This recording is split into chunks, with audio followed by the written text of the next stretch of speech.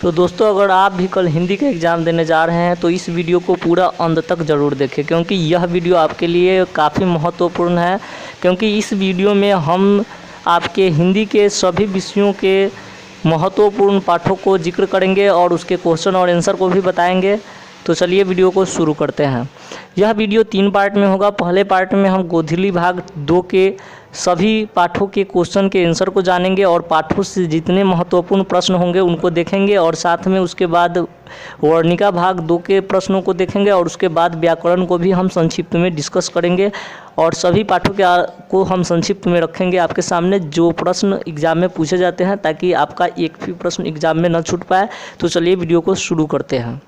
यह video 4 part में बटा हुआ है। पहले पार्ट में गोधली भाग 2 है, जिसमें गद्य खंड है, और उसके बाद पद खंड है, और उसके बाद व्याकरण है, और उसके बाद वर्णिका भाग 2 से प्रश्न है। अगर आप किसी एक खंड को देखना चाहते हैं तो नीचे डिस्क्रिप्शन में दिए टाइमर पर क्लिक करके किसी भी खंड को देख सकते हैं। अगर आपको लगता है कि कोई खंड आपका कंप्लीट है और आप उसको नहीं देखना चाहते हैं तो डायरेक्ट आप व्याकरण देखना चाहे या वर्णिका देखना चाहे या पद खंड को ही देखना चाह रहे हैं तो किसी भी एक खंड को भी टाइमर पर क्लिक करके देख सकते हैं। और साथ में इस वीडियो को अपने दोस्तों के साथ भी शेयर कर दें ताकि आपके दोस्त भी सीख सके। तो चलिए देखते हैं। सबसे पहले हम गोधली भाग 2 से पहले पाठ के प्रश्न को।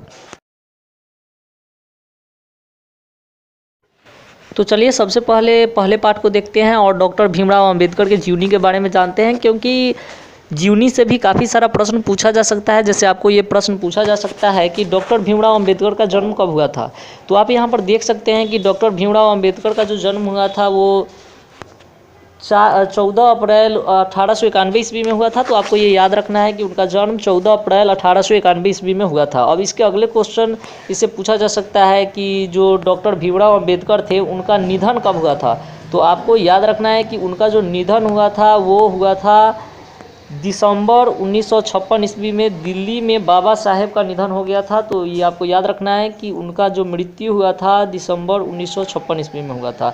और इससे क्या है कि कभी कभी रचना भी पूछा जा सकता है कि जैसे उनका कौन सा रचना है, कौन सा कृति है। तो आपको ये सारे जो रचना है और कृति का नाम है वो आपको याद रखना है। जैसे कि यहाँ पर आप देख सकते हैं ये बहुत सारे जो रचना है इनका दिया हुआ है। तो सबसे पहला जो इनका रचना है वो है द कास्ट इन मैकेनिज्म। तो आपको याद रखना है द कास्ट इन मैकेनिज्म। उसके बाद है डियर मैकेनिज्म हो गया ये। Genesis and development. आगे है the untouchables, who are they and who are Shudras and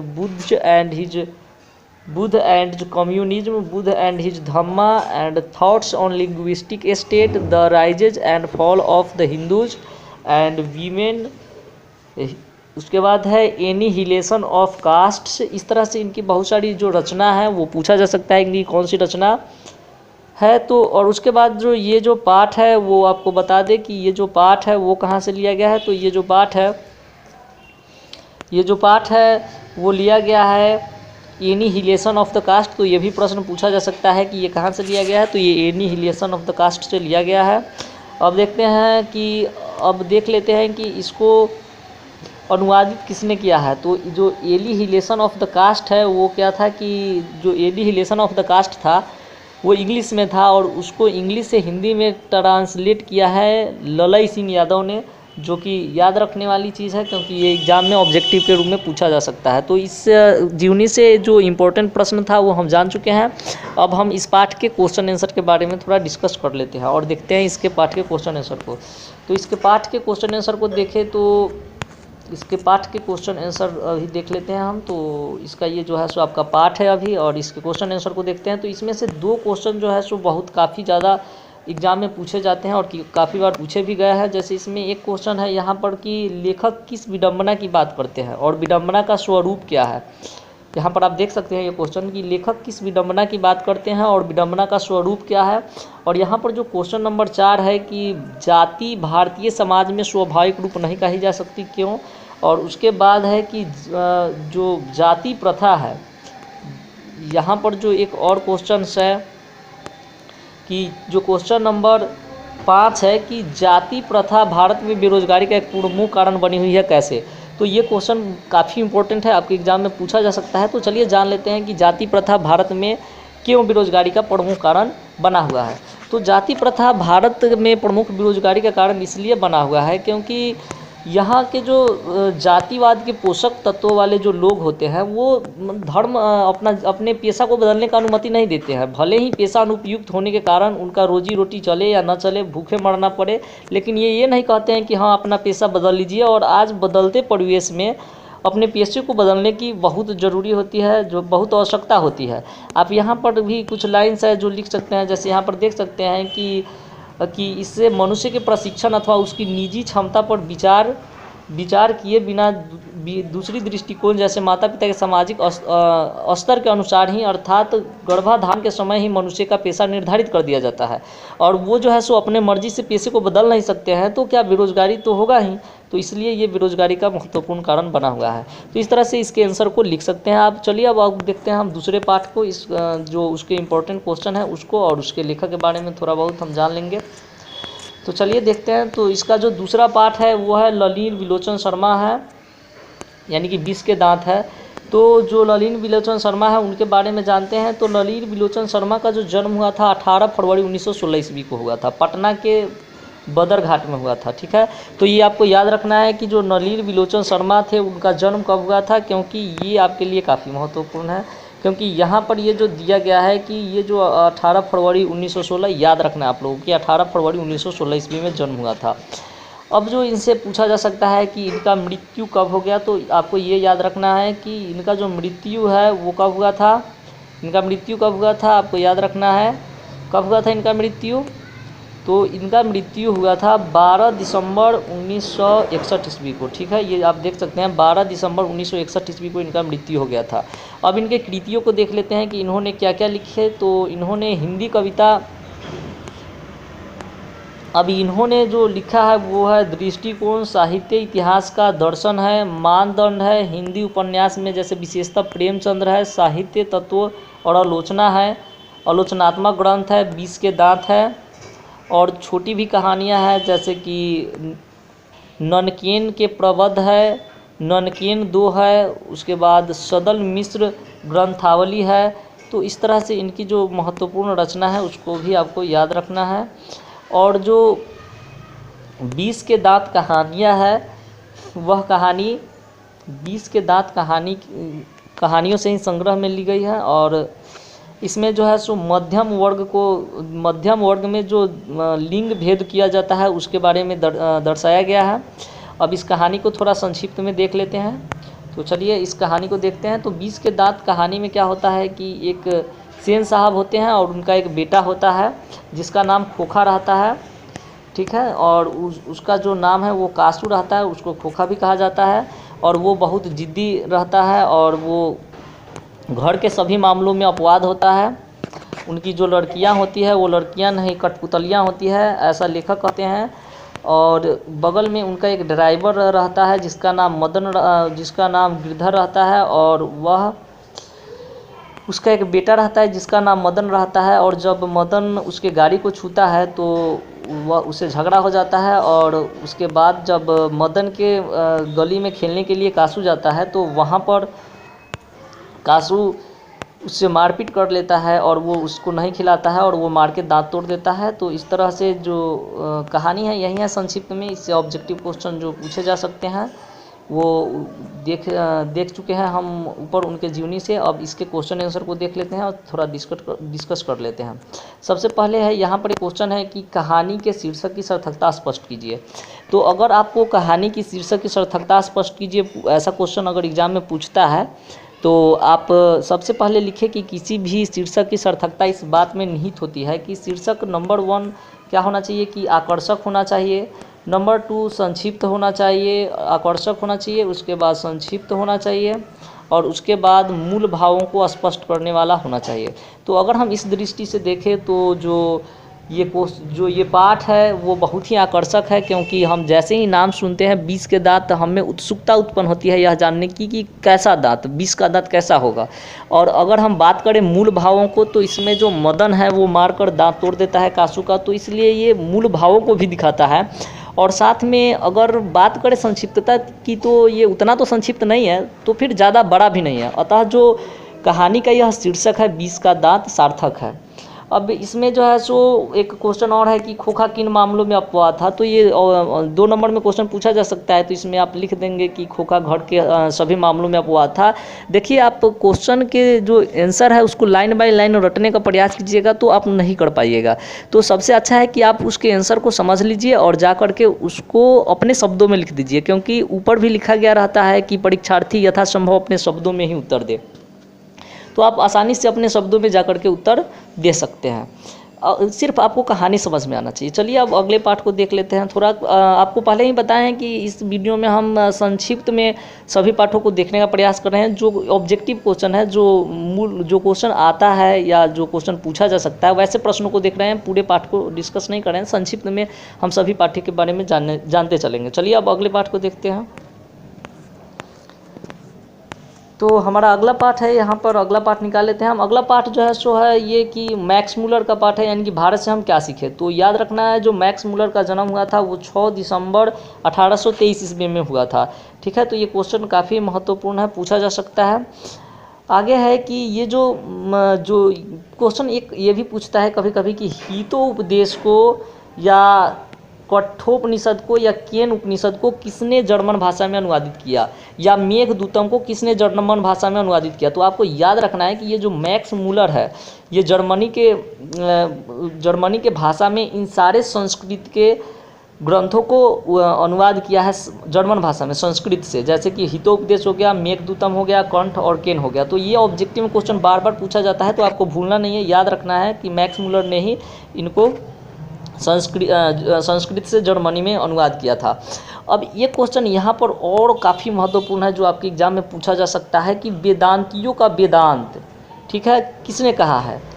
यानी कि मैक्स मूलर को वेदांतियों का वेदांत किसने कहा है। तो इसको आपको याद रखना है कि स्वामी विवेकानंद ने उन्हें वेदांतियों का वेदांत कहा है। याद रखना है, ये जो स्वामी विवेकानंद है, इन्होंने इनको वेदांतियों का वेदांत कहा था। और इससे और इम्पोर्टेंट क्वेश्चन जो आपके एग्जाम में पूछा जा सकता है वो ये है कि उनको जो है सो कि नाइट की उपाधि किसने दी थी। ठीक है, तो याद रखना है कि उनको नाइट का उपाधि किसने दिया था। तो जो रानी विक्टोरिया थी, उन्होंने उससे प्रभावित होकर के, उनके भाषण से प्रभावित होकर के नाइट की उपाधि दी थी। कभी कभी एक ये क्वेश्चन भी पूछा जाता है कि जो मैक्स मूलर का ये जो है कि भारत से हम क्या सीखे, वो क्या चीज़ है। पूछेगा कि निबंध है या कहानी है। तो ये याद रखना है, ये क्या है कि भाषण है। ठीक है, इन्होंने ये भाषण दिया था और यही भाषण जो है सो ये, और वही भाषण का जो ये खंड है इसको लिखा गया है इसमें। तो चलिए अब इसके क्वेश्चन आंसर को देख लेते हैं। तो इससे एक जो महत्वपूर्ण क्वेश्चन आंसर पूछा जाता है वो ये है कि इसका क्वेश्चन आंसर पहले हम निकाल लेते हैं।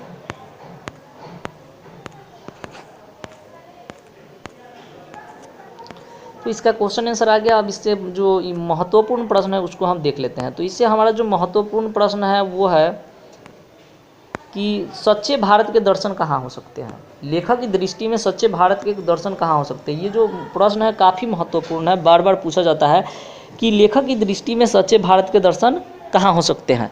तो इसका आंसर आप लिख सकते हैं कि लेखक की दृष्टि में सच्चे भारत के दर्शन मुंबई और कोलकाता जैसे शहरों में नहीं बल्कि गाँव में हो सकते हैं। क्योंकि भारत की जो प्राचीन सभ्यताएं हैं आज भी गाँव में बसती है, आज भी गाँव में देखने को मिलती है।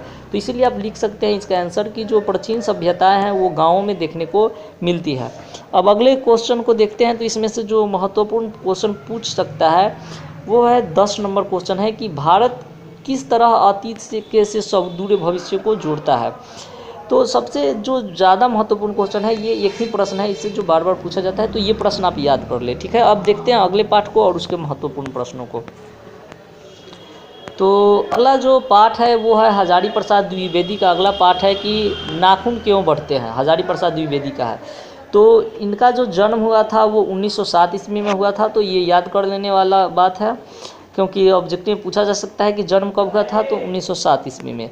और इन्होंने जो कृति है, इनका बहुत सारा कृतियाँ है। इन्होंने मतलब कि बहुत सारे मतलब कविता कहानी को लिखा है। तो इनकी जो रचनाएं हैं, जो आप यहाँ से लेकर के यहाँ तक जो देख रहे हैं, जितनी भी ये जो मतलब कि लिखा गया रचना है, ये सब इन्हीं का है।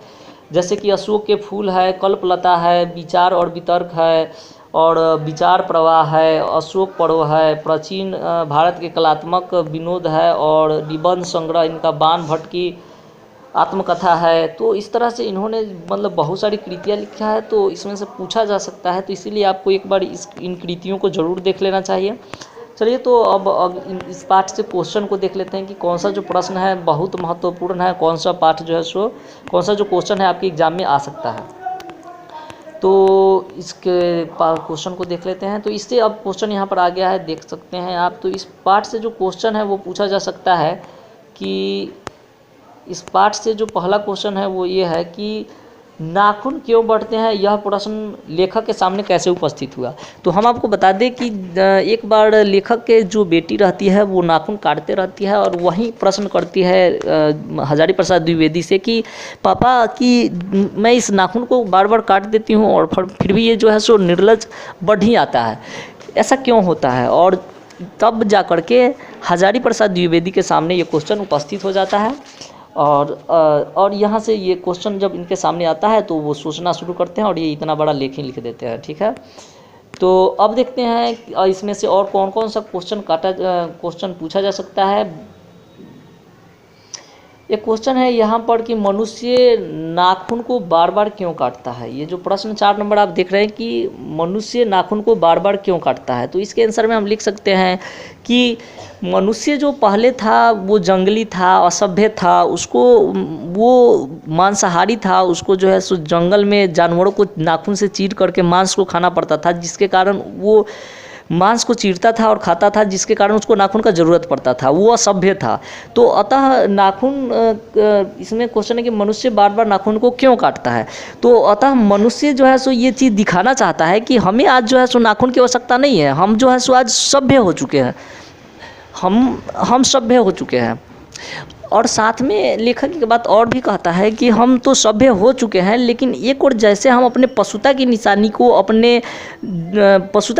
को हम मिटा रहे हैं, नाखून को बार बार काट रहे हैं और मिटाने का प्रयास कर रहे हैं, लेकिन वहीं दूसरी ओर हम क्या करते हैं कि विध्वंसक हथियारों का इस्तेमाल करते हैं, परमाणु बम बना रहे हैं, जो कि गलत बात है। ठीक है, अब अगले क्वेश्चन को देख लेते हैं।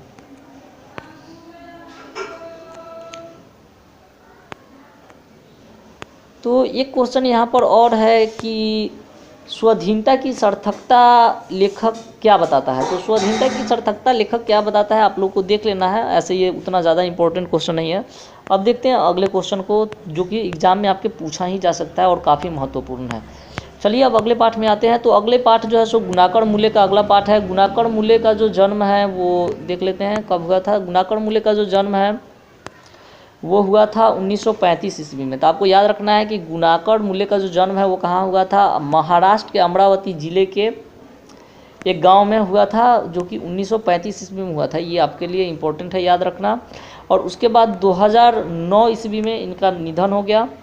और उसके बाद इनकी कुछ कृतियों को देख लेते हैं। तो इनका जो कुछ प्रमुख कृतियाँ हैं उसका नाम कुछ इस तरह से है। इनके जो प्रमुख कृतियों में है अक्षर की कहानी है, भारत इतिहास और संस्कृति है, प्राचीन भारत के महान वैज्ञानिक है, आधुनिक भारत के महान वैज्ञानिक है, मैंडलीफ है, महान वैज्ञानिक है। तो इस तरह से इनका जो है सो कुछ महत्वपूर्ण कृतियाँ हैं। उसके बाद सौरमंडल है, उसके बाद सूर्य है, नक्षत्रलोक है, भारतीय लिपियों की कहानियाँ हैं। और इस तरह से यहाँ पर भी जो ये भारतीय लिपियों की कहानियों के तरह ही प्रस्तुत पाठ है, क्योंकि इसमें भी उन्होंने भारत की लिपियों के बारे में जिक्र किया है। और ये गुणाकर मूल्य का जो निबंध है उनकी भारत की लिपियों कहानी से लिया गया है। ठीक है, तो ये काफ़ी महत्वपूर्ण है। ये पूछा जा सकता है कि भारत जो गुणाकर मूल्य का है कि जो नागरी लिपि है वो कहाँ से लिया गया है, तो भारत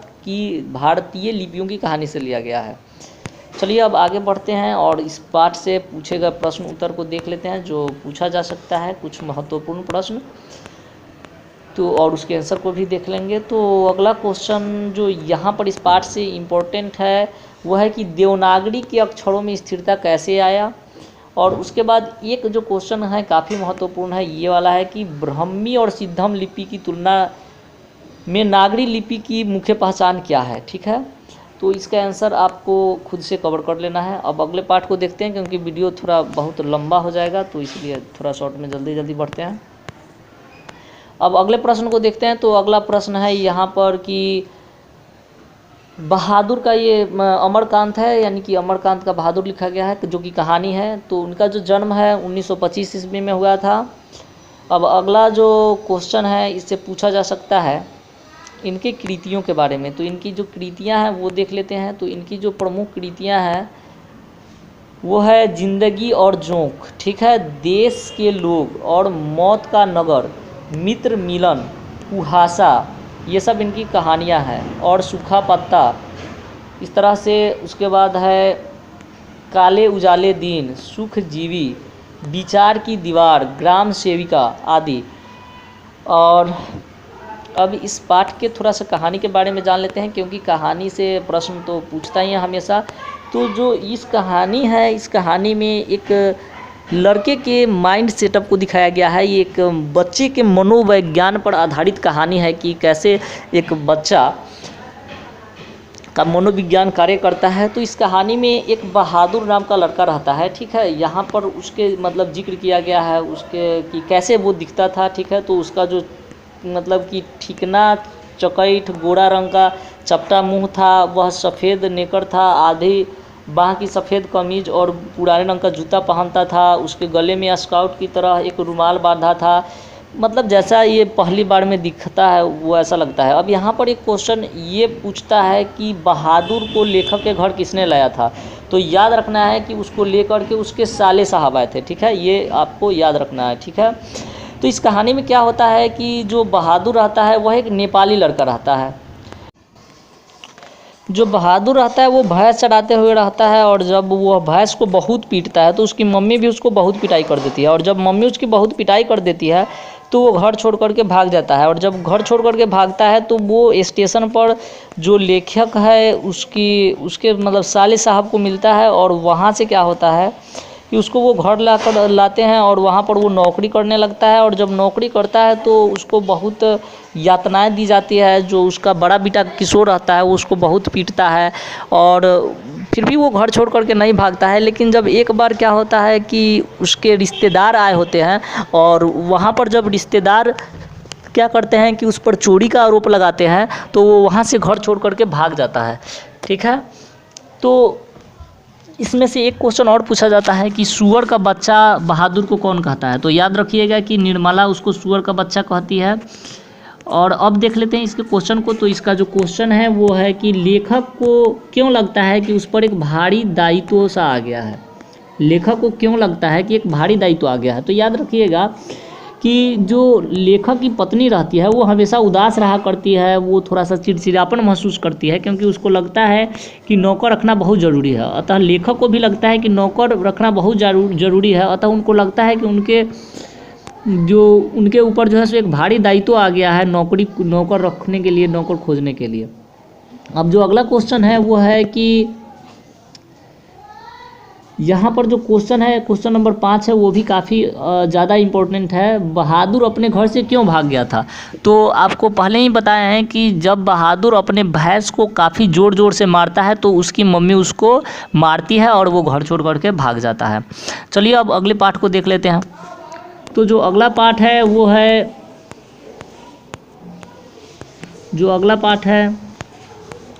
है रामविलास शर्मा का नागरी लिपि।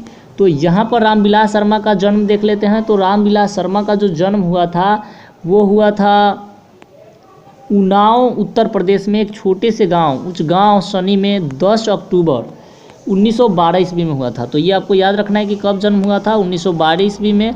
और इनका निधन देख लेते हैं। तो इनका जो निधन हुआ था वो हुआ था 30 मई 2000 ईस्वी को दिल्ली में, ठीक है। अब अगले क्वेश्चन को देखते हैं। तो इसमें से इनकी कृतियों के बारे में पूछा जा सकता है। तो इनकी कृतियों को देख लेते हैं। तो इनकी जो प्रमुख रचनाएं हैं, जो इनकी प्रमुख कृतियां हैं वो है भाषा और साहित्यवाद, और भारत में अंग्रेजी और राजमार्क्सवाद, भारत के प्राचीन भाषा परिवार और हिंदी, विराम चिन्ह और बड़े भाई। और यह जो पाठ है परंपरा का मूल्यांकन, वो क्या है कि निबंध है। ये भी प्रश्न पूछा जा सकता है कि परंपरा का मूल्यांकन क्या है, तो निबंध है।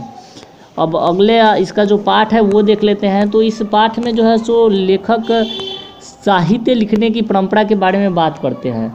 ठीक है, कहते हैं कि जो लोग साहित्य में युग परिवर्तन चाहते हैं, जो लकीर के फ़कीर नहीं हैं, वे रूढ़ियाँ तोड़कर क्रांतिकारी साहित्य रचना चाहते हैं, उनके लिए साहित्य का परंपरा का ज्ञान सबसे ज़्यादा आवश्यक है। ठीक है, अब इस पाठ से एक क्वेश्चन पूछा जाता है कि साहित्य, अब इसके प्रश्न को देख लेते हैं।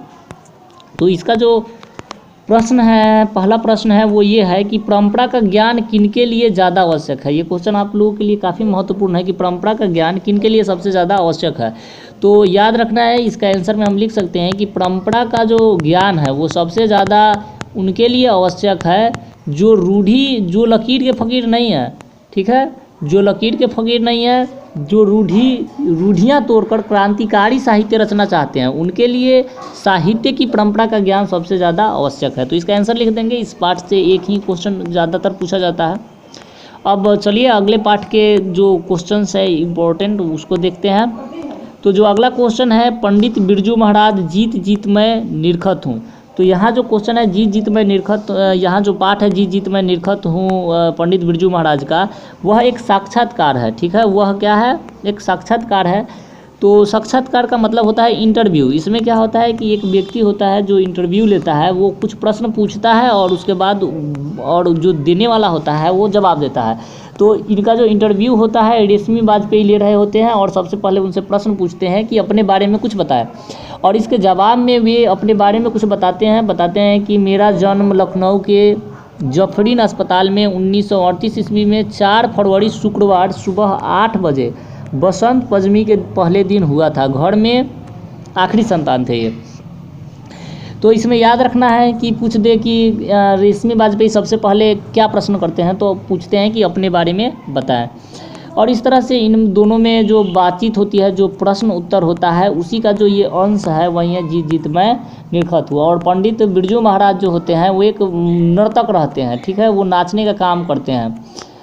अब उसके बाद जो है सो इनके जीवन में काफ़ी परेशानियां आती है, लेकिन फिर भी ये अपने पथ पर अग्रसर रहते हैं। ठीक है, तो अब इस पाठ से पूछे जाने प्रश्न के उत्तर को देख लेते हैं, प्रश्न को देख लेते हैं और उसके बाद थोड़ा सा उत्तर के बारे में डिस्कस कर लेंगे। तो चलिए देखते हैं। तो इस पाठ से जो इम्पोर्टेंट क्वेश्चन है वो है कि लखनऊ और रामपुर से बिरजू महाराज का क्या संबंध है, और बिरजू महाराज के गुरु कौन थे, उनका संक्षिप्त परिचय दीजिए। हालांकि इस पाठ से अधिकतर क्वेश्चन नहीं पूछा जाता है, आपको ये दोनों क्वेश्चन को देख लेना है। ठीक है, अब देखते हैं अगले पाठ से महत्वपूर्ण प्रश्नों को। तो जो अगला पाठ है वो है अशोक वाजपेयी का लिखा हुआ आविन्यो। ठीक है, तो इनका जन्म देख लेते हैं। तो इनका जन्म जो है सो 16 जनवरी 1941 ईस्वी में हुआ था, जो कि छत्तीसगढ़ में है। उसके बाद ये मध्य प्रदेश के मूल निवासी थे। अब इनकी जो कृतियां हैं कुछ उसके बारे में जान लेते हैं। तो इनकी जो प्रमुख कृतियां है वो है शहर अब भी संभावना है, एक पतंग अनंत में, तत्पुरुष, कहीं नहीं वहीं, बहुरी अकेला, थोड़ी सी जगह, दुख, चिट्ठी रसा, ये सारी उनकी रचनाएं हैं। और है तीसरा साक्ष्य, साहित्य विनोद, कला विनोद, कविता का जनपद, मुक्तिबोध, शमशेर, ये उसके बाद है समवेत, पहचान, पूर्वाग्रह, बहुवचन, कविता, एशिया, समास आदि प्रमुख है। तो इन सारी रचनाएं, ये जो सारी रचनाएं हैं वो अशोक वाजपेयी के द्वारा किया गया है। तो इन रचनाओं को याद रखना है। जो ये अविन्यो है, ये क्वेश्चन एक पूछा जाता है कि ये किस नदी के किनारे बसा हुआ। ऑब्जेक्टिव में हमेशा पूछा जाता है कि तो याद रखना है फ्रांस में रोन नदी के किनारे बसा हुआ है। ठीक है, और जो ये अविन्यो है वो कभी जो है सो पोप की राजधानी हुआ करती थी। तो याद रखना है कहाँ की राजधानी हुआ करती थी, तो पोप की। अब इससे और जो महत्वपूर्ण प्रश्न है जो पूछे जा सकते हैं वो देख लेते हैं। जो अब यहाँ पर एक है कि प्रतीक्षा करते पत्थर, इन्होंने एक कविता लिखा है। तो ये भी ऑब्जेक्टिव में पूछ सकता है कि प्रतीक्षा करते पत्थर किनके द्वारा लिखा गया है। तो याद रखना है अशोक वाजपेयी के द्वारा लिखा गया है। कब लिखा गया है, तो जब वे अविन्यो में थे तब लिखा गया है। ठीक है, तो अब आगे देखते हैं इसके प्रश्न को। तो इस पाठ से जो महत्वपूर्ण प्रश्न है जो पूछे जाते हैं वो है कि अविन्यो क्या है और कहाँ अवस्थित है, और उसके बाद जो क्वेश्चन है एक यहाँ पर कि प्रतीक्षा करते पत्थर शीर्षक कविता में कैसे प्रतीक्षा मतलब करता हुआ लगता है। तो ये 2 क्वेश्चन याद कर लेना है। अब अगले पाठ को देखते हैं। तो अगला पाठ है कि विनोद कुमार शुक्ल का है मछली। ये भी एक कहानी है, याद रखना है कि विनोद कुमार शुक्ल का मछली एक कहानी है। उनका जो जन्म है 1 जनवरी 1937 ईस्वी में राजनंदगांव छत्तीसगढ़ में हुआ था। ठीक है, और इनकी जो महत्वपूर्ण कृतियाँ हैं उसको देख लेते हैं। तो इनकी जो महत्वपूर्ण कृतियाँ हैं कुछ इस तरह से है। इनका जो महत्वपूर्ण कृति है, सब कुछ होना बचा रहेगा, अतिरिक्त नहीं, नौकर की कमीज, खिलेगा तो देखेंगे, और दीवार में एक खिड़की रहती थी, ये पेड़ पर कमरा, ये सारी जो कृतियाँ हैं इनकी महत्वपूर्ण कृतियाँ हैं। तो इसको याद कर लेना है। थोड़ा सा पाठ की कहानी के बारे में जान लेते हैं। तो इस पाठ में क्या होता है कि मछली लेकर के जो लेखक रहते हैं उनके 2 बेटा आता है, और वो मछली को मरने से बचाने के लिए क्या करता है कि एक खिड़की के आगे छज्जी निकला रहता है, उस वहाँ पर खड़ा हो जाता है और वो अपने झोले को मुंह को खोल देता है बारिश में, ताकि मछलियाँ जीवित रहे।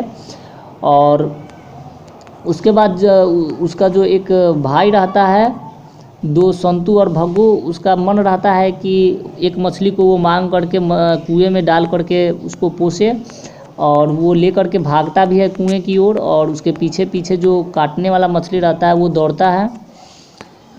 जैसे यहाँ पर आप देख सकते हैं, अरे अरे भग्गू कहता हुआ उसके पीछे पीछे भागता है। ठीक है, भग्गू वो काटने वाला जो रहता है मछली, उसका नाम भग्गू रहता है। तो और उसके बाद इसके जो इम्पोर्टेंट क्वेश्चन है वो देख लेते हैं। तो यहाँ से इम्पोर्टेंट क्वेश्चन है कि झोले में मछलियाँ लेकर बच्चे दौड़ते हुए पतली गली में घुस गए। क्यों घुस गए? तो क्योंकि उनको जो है सो मतलब कि बारिश होने लगा, इसलिए घुस गए और उसका मुंह खोल दिए। इसमें से जो इम्पोर्टेंट क्वेश्चन जो पूछा जा सकता है वो ये है कि मछली और दीदी में क्या समानता है। याद कर लेना है कि दीदी कहाँ थी और क्या कर रही थी। घर में मछली कौन बनाया जाता है? मछली को संतू छूते ही संतू क्यों हिचक रहा था। तो ये क्वेश्चन जो है सो 4 नंबर जो है सो आपके लिए इम्पोर्टेंट है। इस क्वेश्चन को देख लेना है। और क्वेश्चन जो 10 नंबर क्वेश्चन है वो बार बार पूछा जाता है कि मछली और दीदी में क्या समानता दिखाई पड़ती है, स्पष्ट करें। तो ये तो आपके लिए VVI है, इसको याद कर लेना है। तो मछली और दीदी में समानता ये दिखाई देती है कि जो मछली होती है वो स्नानगढ़ में मतलब तड़पती है, पटकी जाती है, और जो दीदी है वो घर में तड़पती है, दोनों सिसकती है।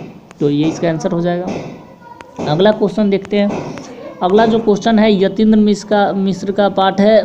तो यतीन्द्र मिश्र का जो जन्म है याद रखना है कि 1977 ईस्वी में अयोध्या उत्तर प्रदेश में हुआ था। और इनकी प्रमुख कृतियों को देख लेते हैं। तो और इनके प्रमुख जो कृतियाँ हैं, उनकी जो प्रमुख कृतियाँ हैं उसको देख लेते हैं। तो इनकी प्रमुख कृतियों में जो है सो यदा कदा है, यदा कदा, अयोध्या एवं अन्य कविताएं हैं, डयोडी एवं अलाप है जो प्रकाशित हो चुका है। अब इस पाठ के बारे में देखते हैं। तो इस पाठ में जो है सो इन्होंने नौबत खां की इबादत, नौबत खाने में इबादत जो बिस्मिल्लाह खां है उनके जीवनी के बारे में लिखा है कि वो कैसे मतलब रहते थे। तो याद रखना है कि जो ये जो जीवनी है उससे क्वेश्चन पूछा जा सकता है ऑब्जेक्टिव में बहुत सारा। जैसे बिस्मिल्लाह खां क्या बजाते थे, कौन सा वादक थे। तो याद रखना है वो शहनाई वादक थे, वो शहनाई बजाते थे। और उसके बाद ये जो मतलब कि एक हलवाई थी कुलसुम हलवाई, वहाँ पर जा कर के ये क्या करते थे कि कचौड़ी पकौड़ी खाते थे जिसमें उनको राग सुनाई देता था। तो ये कुछ महत्वपूर्ण बातें हैं इस पाठ के बारे में जो ऑब्जेक्टिव में पूछा जा सकता है। चलिए इससे सब्जेक्टिव क्वेश्चंस को देख लेते हैं जो महत्वपूर्ण है, जो आपके परीक्षा में आ सकता है। तो यहाँ पर जो एक क्वेश्चन है कि डुमरांव की महत्ता किस कारण से है, ये क्वेश्चन आपके लिए इम्पोर्टेंट है। डुमरांव की महत्ता किस कारण से है। और उसके बाद इस पाठ से एक और क्वेश्चन है जो आपके लिए काफ़ी इम्पोर्टेंट है, वो ये है कि संगीतमय कचौड़ी का आप क्या अर्थ समझते हैं। तो बताए थे कि उनको जो है सो कचौड़ी संगीतमय लगता था जब वो छानती थी कुलसुम हलवाई, तो उसमें इनको राग के सभी आरोह और अवरोह दिखाई देते थे। चलिए अब अगले पाठ को देखते हैं। तो यहाँ पर जो पाठ है महात्मा गांधी का शिक्षा और संस्कृति, वो अंतिम पाठ है। और यहाँ पर जो है सो जैसे इनका जन्म 2 अक्टूबर 1869 ईस्वी को हुआ था। आप इनके बारे में काफ़ी सारा जानते भी होंगे। और इनकी जो और इनसे एक क्वेश्चन और इम्पोर्टेंट है, पूछा जा सकता है कि महात्मा गांधी को सर्वप्रथम महात्मा किसने कहा? तो याद रखना है रविंद्रनाथ टैगोर ने। तो चलिए अब शिक्षा और संस्कृति के पाठ के बारे में जान लेते हैं। तो शिक्षा और संस्कृति से जो महत्वपूर्ण प्रश्न है वो देख लेते हैं और उसके बाद इसके पाठ को भी देख लेंगे। तो यहाँ पर है कि गांधी जी बढ़िया शिक्षा किसे कहते थे, ठीक है। और उसके बाद है कि शिक्षा का अभिप्राय गांधी जी क्या मानते हैं। तो ये दोनों क्वेश्चंस का लगभग आंसर सेम ही होगा। और ये जो दोनों क्वेश्चन है आपके परीक्षा के लिए काफ़ी महत्वपूर्ण है। तो जो गांधी जी थे वो बढ़िया शिक्षा कहते थे कि हमें जो शिक्षा है वो सिर्फ किताबी शिक्षा ना दी जाए बल्कि कुछ तकनीकी शिक्षा भी दी जाए जिससे हम अपना जीवन यापन कर सके। तो ये इस शिक्षा को गांधी जी बढ़िया शिक्षा मानते थे। या कहे कि शिक्षा का अभिप्राय गांधी जी क्या मानते हैं, तो गांधी जी का शिक्षा से अभिप्राय तकनीकी शिक्षा को हासिल करना है, ठीक है। अब अगले प्रश्न को देखते हैं। तो इसमें से एक है कि शिक्षा का ध्येय गांधी जी क्या मानते थे और क्यों। तो इसमें भी वही हो जाएगा कि शिक्षा का जो ध्येय मानते थे वो उनका मानना था कि जो शिक्षा है वो सिर्फ किताबी शिक्षा नहीं होना चाहिए बल्कि बच्चों का नैतिक विकास भी होना चाहिए। तो वो शिक्षा का जो मेन उद्देश्य मानते थे नैतिक विकास मानते थे, ठीक है। अब हम अगले खंड को देखते हैं और पद खंड को देख करके उसके अर्थ को जानते हैं, कविता को जानते हैं। तो अब बढ़ते हैं नेक्स्ट खंड में। तो अब काव्य खंड को शुरू करते हैं। तो काव्य खंड में जो पहला पाठ है वो है गुरु नानक का, ठीक है। तो चलिए गुरु नानक के बारे में कुछ जानते हैं।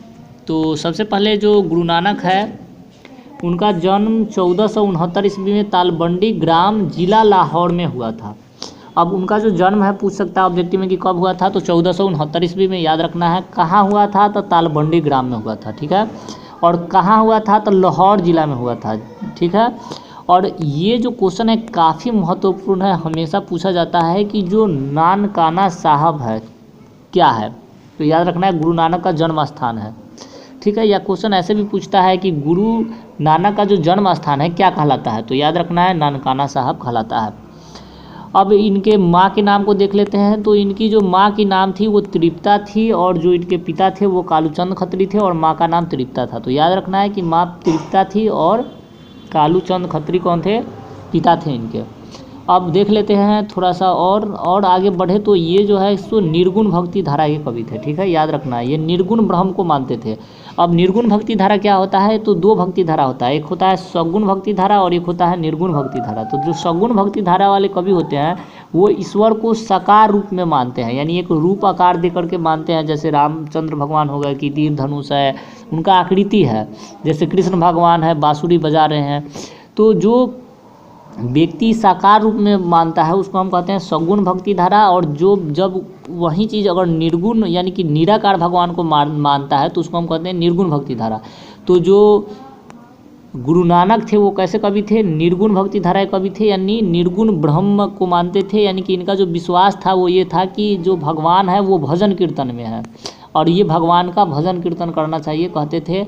अब उसके बाद एक यहाँ पर याद रखने वाला बात है कि जो गुरु नानक का जो कविता है वो गुरु ग्रंथ साहिबा में संकलित है, ठीक है।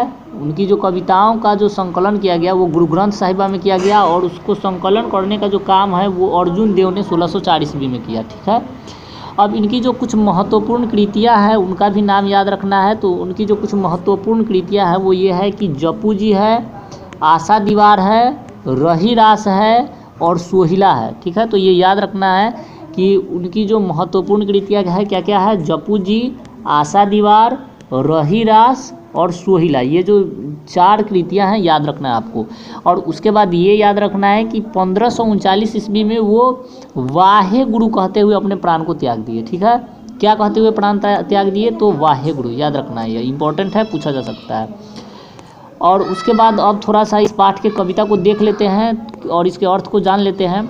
तो कविता है कि राम नाम बिरथे जग जन्मा, बिखु खावै बिखु बोलै, बिखु निह फलु मिटि भ्रमना, पुस्तक पाठ व्याकरण बखानै, संध्या क्रम निकाली करै, बिनु गुरु शब्द मुक्ति कहाँ प्राणी, राम नाम बिनु अरुझि मिरै, दंड कमंडल शिखा सुथ धोती, तीर्थ गावनु अति भ्रमण करै, राम नाम बिनु शांति न आवै, जपि हरि हरि नाम सुपारी पड़ै, जटा मुकुट तन भसम लगाई, वसन छोड़ी न गणतन भाया, जेते जियम जम जल थल, महियल जत्र तत्र तू सरब जिया, गुरु प्रसादी राखिले जन को, हरि रस नानक झोली पिया।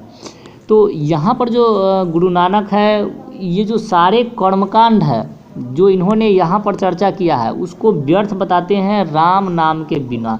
यानी कि वो कहते हैं कि जो राम नाम है उसके बिना यह जीवन में जन्म लेना, इस दुनिया में जन्म लेना बेकार है, व्यर्थ है। और कहते हैं कि जो व्यक्ति राम नाम नहीं लेता है तो जो वाणी है विष के समान हो जाती है, वो क्या है कि मिट जाती है। आगे है कि जो मतलब कि उनके समय में ये जितने भी कर्म कांड दिखाई देते थे, जैसे पुस्तक पढ़ना, संध्या कर्म करना, और उसके बाद क्या है कि दंड लेना, कमंडल, दंड और कमंडल लेकर के मतलब घूमना, मोटी मोटी शिखाएँ रखना, ये सारे चीज़ों को राम नाम के समय व्यर्थ, राम नाम के सामने व्यर्थ बताते हैं कि ये बेकार है। यहाँ पर जो है सो हम इसका मतलब ज़्यादा डिटेल्स में नहीं जा रहे हैं, बल्कि आपको शॉर्ट में समझाने का प्रयास कर रहे हैं ताकि ये जल्दी हम इसको समाप्त कर पाए। ठीक है, चलिए आगे देखते हैं। तो आगे है कि जो नर दुख में दुख नहीं माने, सुख स्नेह और भय नहीं जाके, कंचन माटी जाने, नाही निंदा स्तुति जाके, लोभ मोह अभिमाना, हर्ष शोक ते रहे नियारो, नाही मान अपमाना, आशा मनसा सकल त्यागी कै, जगते रहे निराशा, काम क्रोध जहि परसे नाही, तेहि घट ब्रह्म निवासा, गुरु कृपा जहि नर पर किन्ही, यह जुगति पिछानी, नानक लीन भयो गोविंद युस पानी संग पानी।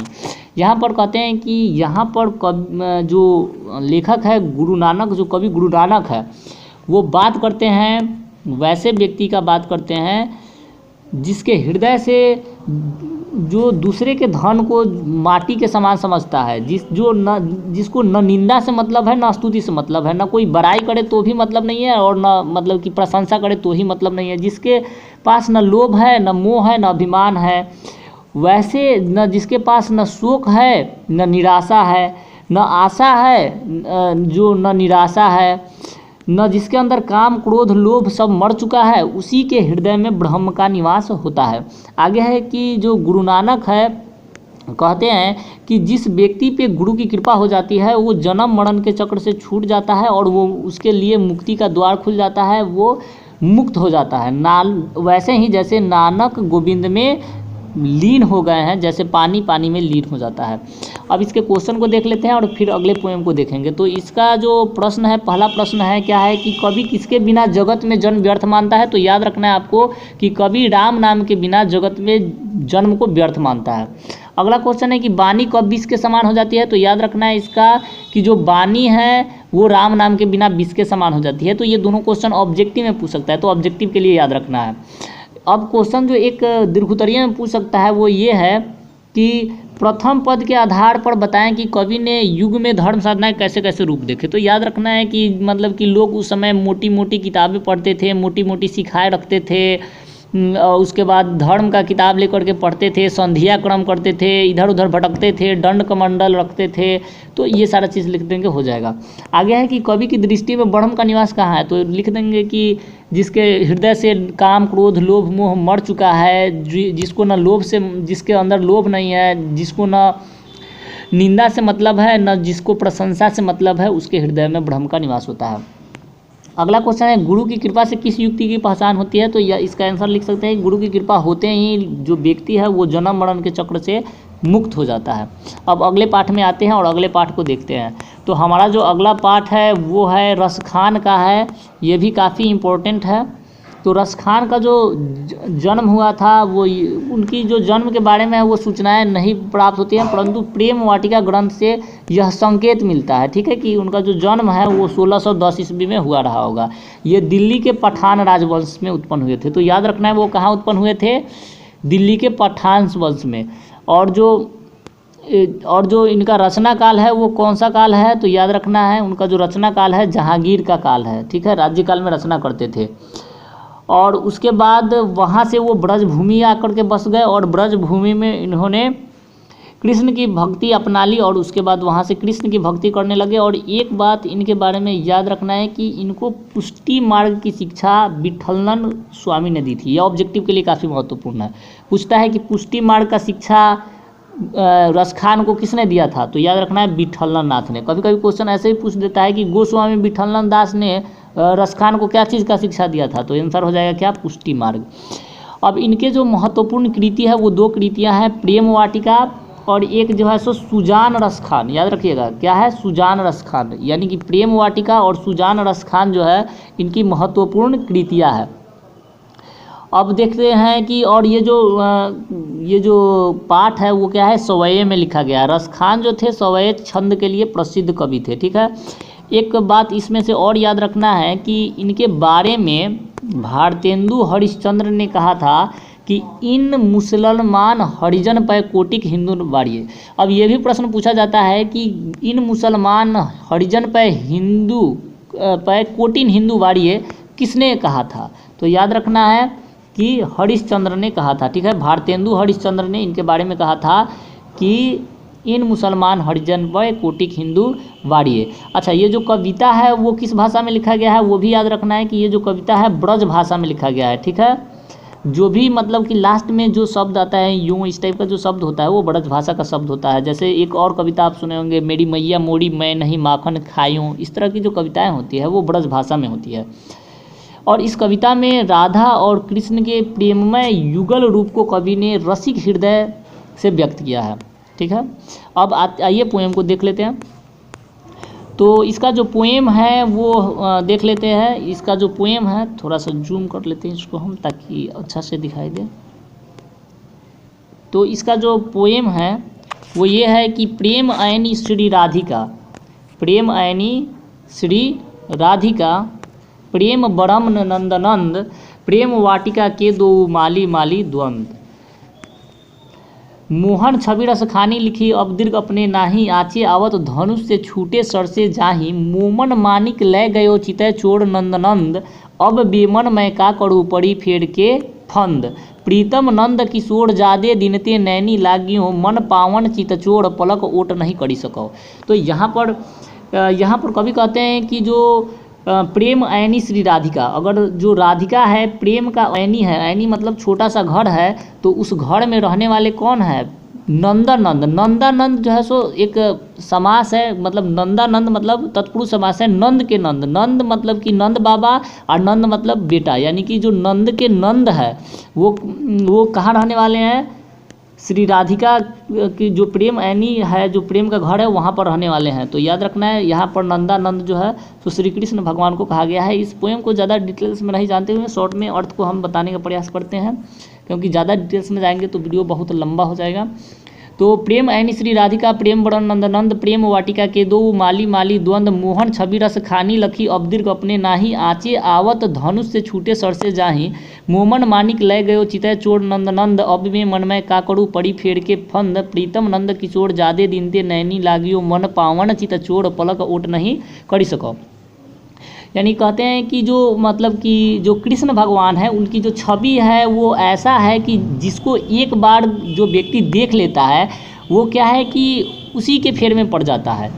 उसका जो मतलब जैसे ही वो कृष्ण को देखता है उसका जो तन तो है लेकिन मन जो है सो श्री कृष्ण लेकर के चले जाते हैं, और वो बेमन यानी बिना मन का वो बहुत परेशान हो जाता है, और जो रसखान है उनका भी जो मन है वो कृष्ण लेकर के चले गए हुए हैं, ऐसा ये बताते हैं। अब इसका जो है सो अगला देख लेते हैं स्टैंडाज। इसमें 2 स्टैंडाज है कि एक है कि करील के कुंजन ऊपर वारों, ठीक है, या लुटू की अरु कमरिया पर राज तिहूपुर की तजी डरो, 8 सिद्धि 9 निधि सुख नंद की गाय चराई बिसारो, रस खानी कबो इन अखियन सो ब्रज के बनबाग तराग निहारो, कोटिक रो कलधौत के धाम करील के कुंजन ऊपर वारो। तो यहाँ पर जो रसखान है कृष्ण के एक एक वस्तुओं पर अपनी अभिलाषाओं को व्यक्त किया है, और कहते हैं कि यदि हमको वो लुटकी और कमर मिल जाए, वो लाठी और कमल मिल जाए जिसको लेकर के श्री कृष्ण भगवान चराया करते थे, तो मैं जो है उसे उसके लिए तिहूपुर की राज तजी डरो, कि मैं तीनों लोगों के सुखों को त्याग दूंगा। यानी ये कहते हैं कि अगर हमको एक साइड लाठी और कम्बल मिले और एक साइड जो है से तीनों लोगों का सुख मिले, तो हम क्या करेंगे कि लाठी और कम्बल रख लेंगे और तीनों साइड के जो तीनों लोगों का जो सुख है उसको त्याग देंगे। 8 सिद्धि 9 निधि को सुख नंद की गाय चराई बिसारो। और वो कहते हैं कि अगर हमको नंद बाबा के और खाली गाय चराने के लिए मिल जाए तो हम क्या करेंगे कि 8 सिद्धि और 9 निधि के सुख को त्याग देंगे। अब ये 8 सिद्धि और 9 निधि क्या है कि एक आप हनुमान चालीसा में सुने होंगे कि 8 सिद्धि 9 निधि को दाता असबर दिन ही जानकी माता। तो ये उनके पास 8 सिद्धि और 9 निधि है, ये एक तरह का सुख है। तो ये उसको भी त्याग देने के लिए कह रहे हैं, किसके लिए? सुख मतलब नंद के गाय के चराने के सुख के लिए। अब आगे है कि रस खान कबों रस खान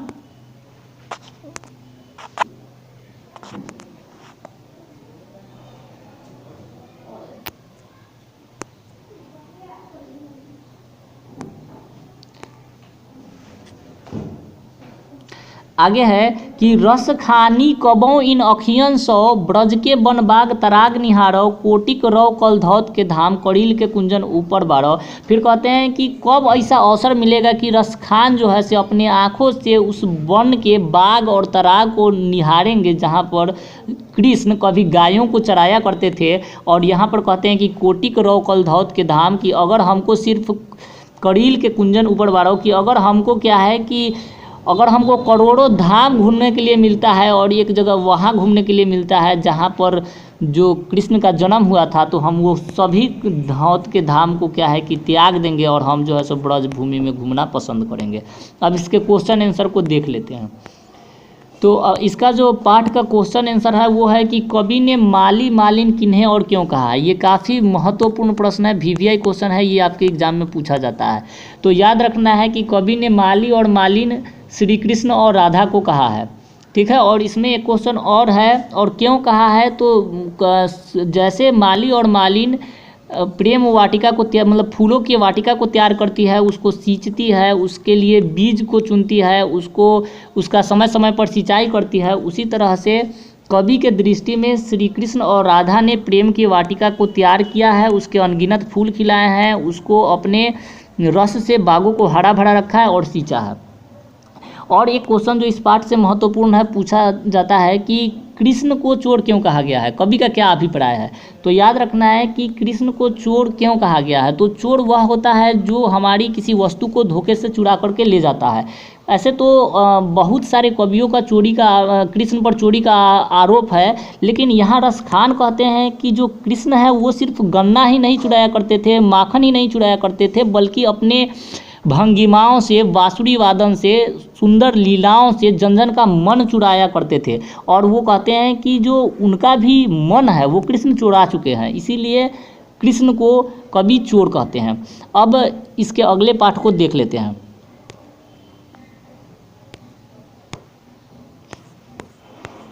तो जो इसका अगला पाठ है वो घनानंद का पाठ है। तो ये याद रखना है, ये भी महत्वपूर्ण पाठ है। घनानंद जो थे रीति युग के कवि थे, ठीक है। तो जो रीति युगीन काव्य में घनानंद रीति मुक्त के सिमोर कवि है। तो इनका जन्म 1689 ईस्वी में हुआ था, ठीक है। याद रखना है कि इनका जो जन्म हुआ था वो 1689 ईस्वी में हुआ था और 1739 ईस्वी में वो नादिर शाह के सैनिकों के द्वारा मारे गए थे, ठीक है। किसके सैनिकों के द्वारा मारे गए थे, तो नादिर शाह के सैनिकों के द्वारा मारे गए थे। कब, तो 1739 ईस्वी में, याद रखना है, पूछा जा सकता है।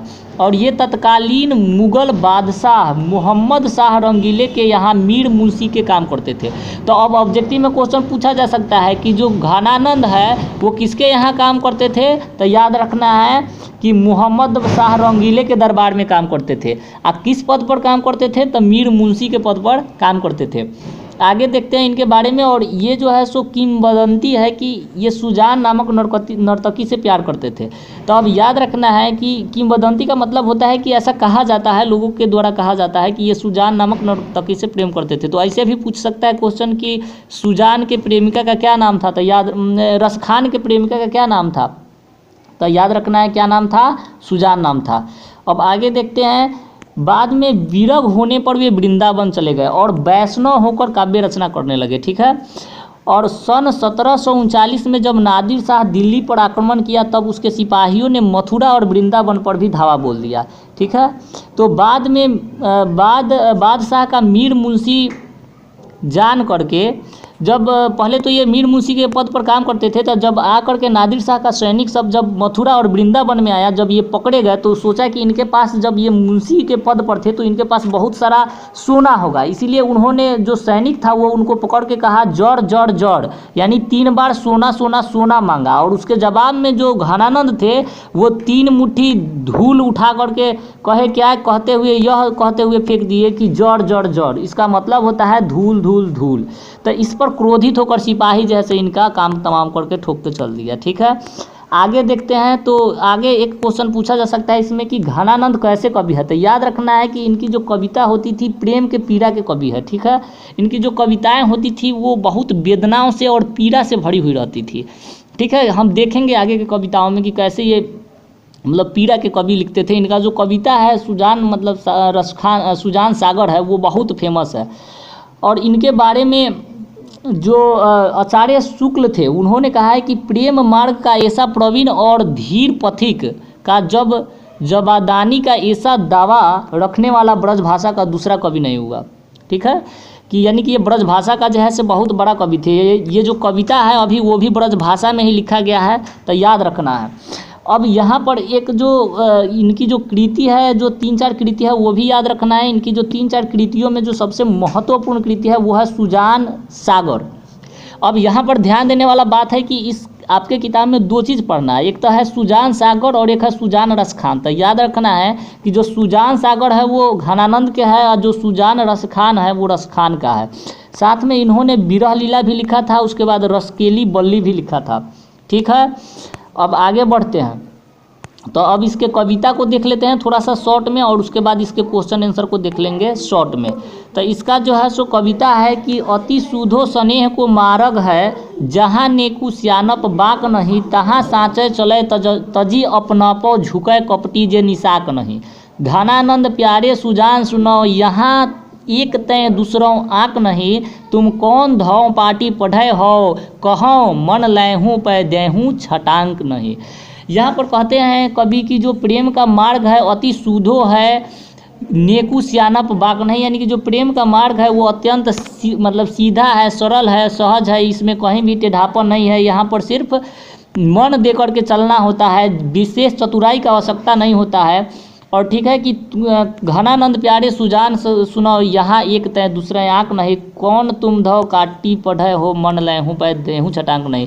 इसमें विशेष चतुराई का आवश्यकता नहीं होता है, इसमें सिर्फ मन देना होता है पर पाना कुछ भी नहीं होता है। ठीक है, इसमें मन चला जाता है। यहाँ पर आगे क्वेश्चन भी मिलेगा। तो यहाँ पर मन का 2 अर्थ होता है। एक मन जो हम धान गेहूँ जोतते हैं, मापन का इकाई होता है, बहुत बड़ा इकाई, कि जैसे 4 मन 10 मन धान हुआ। ठीक है, उसके बाद एक मन का मतलब होता है मस्तिष्क। ठीक है, तो यहाँ पर क्या है कि मस्तिष्क चल जाता है लेकिन पाना कुछ नहीं होता है, या मन मतलब यानी कि बहुत बड़ा चल जाता है, बड़ा अमाउंट, बड़ा जो माप है वो चला जाता है, और पाना छटांक नहीं होता है। छटांक भी क्या होता है कि एक मापन का छोटा इकाई ही होता है।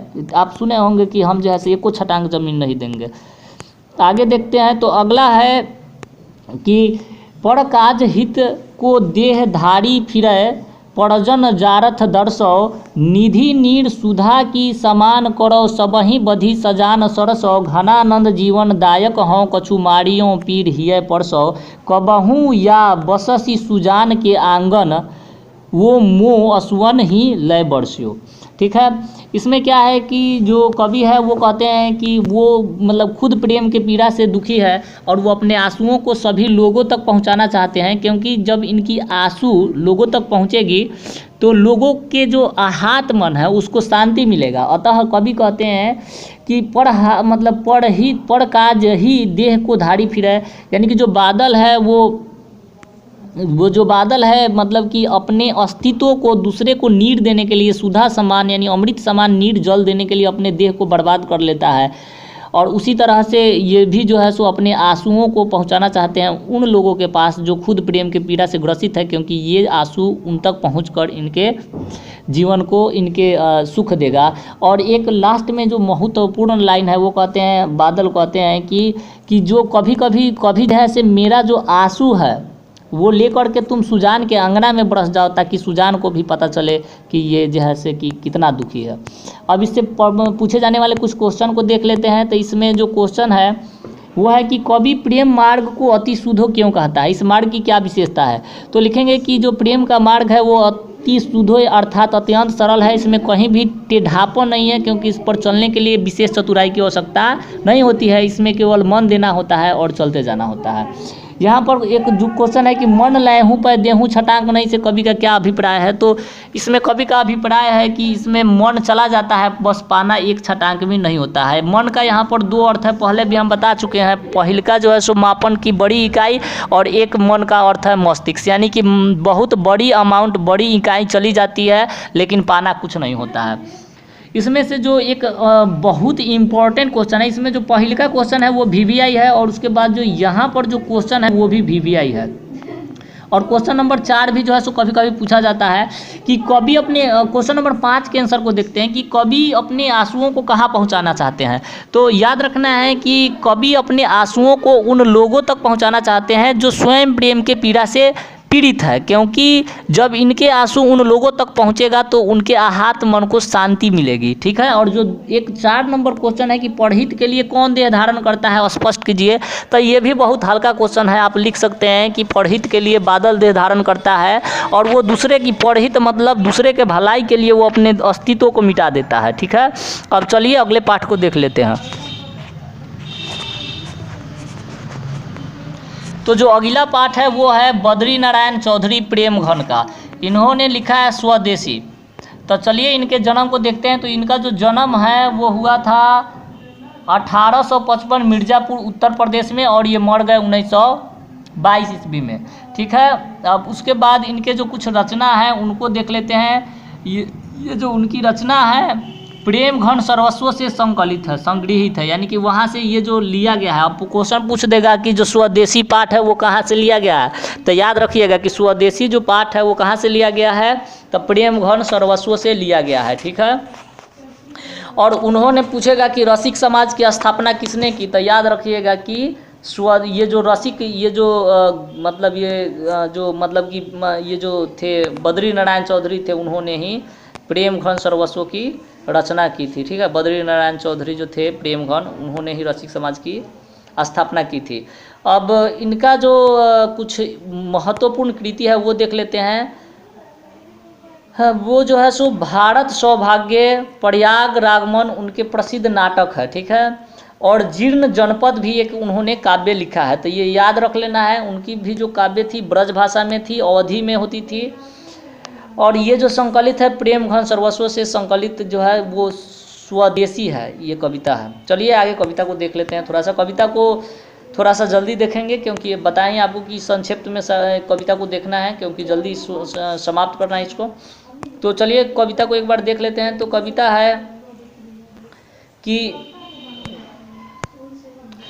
है कि गति सबै विदेशी वस्तु नर गति रीति लखाती। ये जो पोएम है ज़्यादातर मतलब कि वो जो पहले पोएम देखे हैं उसमें थोड़ा सा मतलब कठिन लैंग्वेज था, लेकिन ये हिंदी में ही है, ज़्यादा कठिन नहीं है, जिसको आप आसानी से अपने से भी पढ़ के समझ सकते हैं। देख लेते हैं।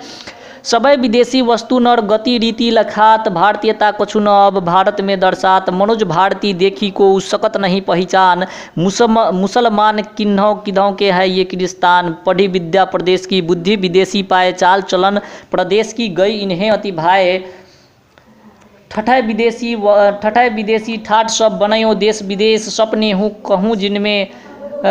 हूँ जिनमें न कहूँ भारतीयता लेस, बोली सकत नहीं हिंदी नाही अब मिली हिंदू लोग, अंग्रेजी भाखन करत अंग्रेजी उपभोग, अंग्रेजी वाहन बसन वेश रीति और नीति, अंग्रेजी रुचि गृह सकल वस्तु देश विपरीत, हिंदुस्तानी नाम सुनी अब ये सकुचित लजात, भारतीयता सब वस्तु ही सो है ये घिनात, देश नगर बानक बनो सब अंग्रेजी चाल, हाटन में देखूँ भरा बसे अंग्रेजी माल, जिनसो संभल सकत नाही तनिक धोती ढीली ढाली, देश प्रबंध करेंगे ये वे यह कैसी खाम ख्याली, दास वृत्ति की चाह चहूँ दिसी चारहूँ बनन बढ़ाली, करत खुशामद झूठ प्रशंसा मानहु बने डफाली। तो इस कविता में ये जो कविता उस समय की है जिस समय जो लोग हैं वो अंग्रेजी भाषा का उपयोग करते थे, अंग्रेजी बोलते थे, तो जो भारतीयता है वो भारत में इनको कहीं नहीं दिखाई देती है। तो ये कहते हैं कि जो भारतीयता नाम का जो चीज़ है वो भारत में कहीं दिखाई नहीं दे रहा है। सब जो वस्तु है, नर है, सब क्या है कि मतलब विदेशी हो गया है, भारतीयता हो गया है, अंग्रेज़ों का हो गया है, इनको कहीं दिखाई नहीं देता है। जो लोग है वो क्या है कि कहाँ के हिंदू है, क्रिस्तान है, देख करके कोनो नहीं पहचान सकता है, क्योंकि सब कोट पैंट में है, क्योंकि सबका अलग अलग ड्रेस होता था। ये विद्या भी प्रदेश जा कर के पढ़े हैं, चाल चलन विदेश का इनको बहुत ज़्यादा अच्छा लग गया है, जिनके कारण वही मतलब बोलते हैं। और उसके बाद क्या है कि जो वाहन है, बसन है, यानी कपड़ा है, वेशभूषा है, सब अंग्रेज का अपना लिए हैं। हिंदुस्तान नाम सुन करके ये लजाते हैं और मतलब घिनाते हैं, इनको अब भारतीयता कहने में बहुत खराब लगता है। आगे है कि देश नगर बनियो अंग्रेजी चाल, यानी कि सब जितना भी वस्तु है सब कहाँ के है, तो मतलब कि सब जो है से मतलब विदेशी है। जो यहाँ पर जो यहाँ लास्ट के जो लाइन देख रहे हैं 4 को, ये बहुत इंपॉर्टेंट है, क्योंकि यहाँ से जो है से ज़्यादा क्वेश्चन पूछता है दोनों लाइन से। तो यहाँ से एक आगे क्वेश्चन मिलेगा कि कवि ने डफाली किसे और क्यों कहा है। तो याद रखिएगा कि कवि ने डफाली किसे और क्यों कहा है। एक है कि जिनसे संभल सकत नहीं, धोती ढीली ढाली, देश प्रबंध करेंगे ये कैसी खाम ख्याली, यानी कि जिनसे जो अपना धोती मतलब ढीला ढाला नहीं संभलता है, जो बड़ा बड़ा तोड़ निकाल करके चलते रहते हैं, वो क्या करेंगे कि देश के प्रबंध कर देंगे, ये कैसा खाम ख्याली है, ये कहना चाहते हैं। आगे है कि दास वृत्ति की चाह चहूँ, दिसी चढ़हूँ बड़न बढ़ाली, करद खुशामद झूठ प्रशंसा मानहूँ बने डफाली, यानी कि वो वैसे कवियों को डफाली कहते हैं। डफाली का अर्थ होता है डफ अर्थात ताशा बजाने वाला, और वो ऐसे लोगों को डफाली कहते हैं जो राजा के झूठी प्रशंसा में लगे रहते हैं। उनका सिर्फ मात्र एक ही उद्देश्य होता है कि राजा का ध्यान अपनी ओर आकर्षित करना और उनसे अपना काम निकलवाना। तो ऐसे लोगों को ये डफाली कहते हैं, ठीक है, जो दिन रात झूठी प्रशंसा में लगे रहते हैं। इसके क्वेश्चन आंसर को देख लेते हैं, जो 1-2 इम्पोर्टेंट है। तो यहाँ पर जो पहला है 1 नंबर है कविता के शीर्षक की सार्थकता स्पष्ट कीजिए। तो बताए हैं पहले भी कि किसी भी शीर्षक की सार्थकता इसमें लिखेंगे कि इस बात में निहित होती है कि शीर्षक जो है सो आकर्षक होना चाहिए, मूल भाव को स्पष्ट करने वाला होना चाहिए तथा संक्षिप्त होना चाहिए। तो अगर इस ढंग से देखें तो जो स्वदेशी है वो आकर्षक भी है, मूल भावों को स्पष्ट करने वाला भी है और संक्षिप्त भी है, अतः जो स्वदेशी शीर्षक है सार्थक है। आगे एक जो क्वेश्चन है हमेशा पूछा जाता है कि कवि ने डफाली किसे और क्यों कहा है। तो याद रखना है कि कवि ने डफाली उन कवियों को कहा है जो लगातार हमेशा राजा की झूठी प्रशंसा में लगे रहते हैं।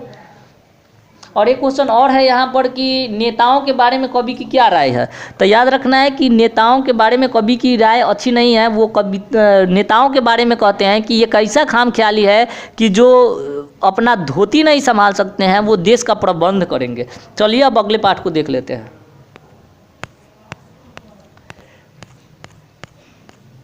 तो यहाँ पर जो हमारा अगला पाठ है वो सुमित्रानंद पंत का है। सुमित्रानंद पंत का जो जन्म है वो 900 ईस्वी में हुआ था। अल्मोड़ा जिले के रमणीय स्थल कौसमानी उत्तरांचल में हुआ था। जन्म के 6 घंटे बाद ही इनकी माता सरस्वती देवी का देहांत हो गया, ठीक है। और इनका जो निधन है वो 29 सितंबर 1977 ईस्वी में हो गया था। और ये पंत जी आरंभिक काव्य प्राकृतिक प्रेमी और शिशु सुलभ जिज्ञासा के प्रकट हुआ था। एक चीज़ है जो इनके बारे में पूछा जाता है, काफ़ी इंपॉर्टेंट है, तो याद रखिएगा। क्वेश्चन पूछेगा कि प्राकृतिक का सुकुमार कवि किन्हें कहा जाता है। तो याद रखिएगा कि प्राकृतिक का सुकुमार कवि इन्हीं को, पंत जी को ही कहा जाता है, ठीक है, यानी सुमित्रानंद पंत को। इनकी जो कुछ प्रमुख कृतियाँ हैं वो देख लेते हैं और उसके बाद जैसे हम आगे बढ़ते हैं। तो इनकी जो प्रमुख कृति है वो लोक यतन है, जो उनके परिपक्वों की चिंता समेट देता है। उनकी प्रमुख कृतियाँ हैं उच्छ्वास, पल्लव, वीणा, ग्रंथि, गुंजन, युगांत, युगवाणी, ग्राम्या, स्वर्णधुली, स्वर्ण किरण, युगपथ, चिदम्बरा, ये सब जो है सो किसका नाटक है। तो पंत जी के द्वारा लिखा गया नाटक, मतलब पंत जी के द्वारा लिखा गया कविता है। और इन्होंने कविता के अलावा नाटक भी लिखे थे, कुछ आलोचना भी था, कहानी भी था और उपन्यास भी लिखे थे, ठीक है। और चिदम्बरा के लिए इनको ज्ञानपीठ पुरस्कार मिला था। ये जो है से बात भी आई है आप लोगों के लिए, मतलब ऑब्जेक्टिव के लिए तो आपको रटिए के जाना चाहिए, ठीक है।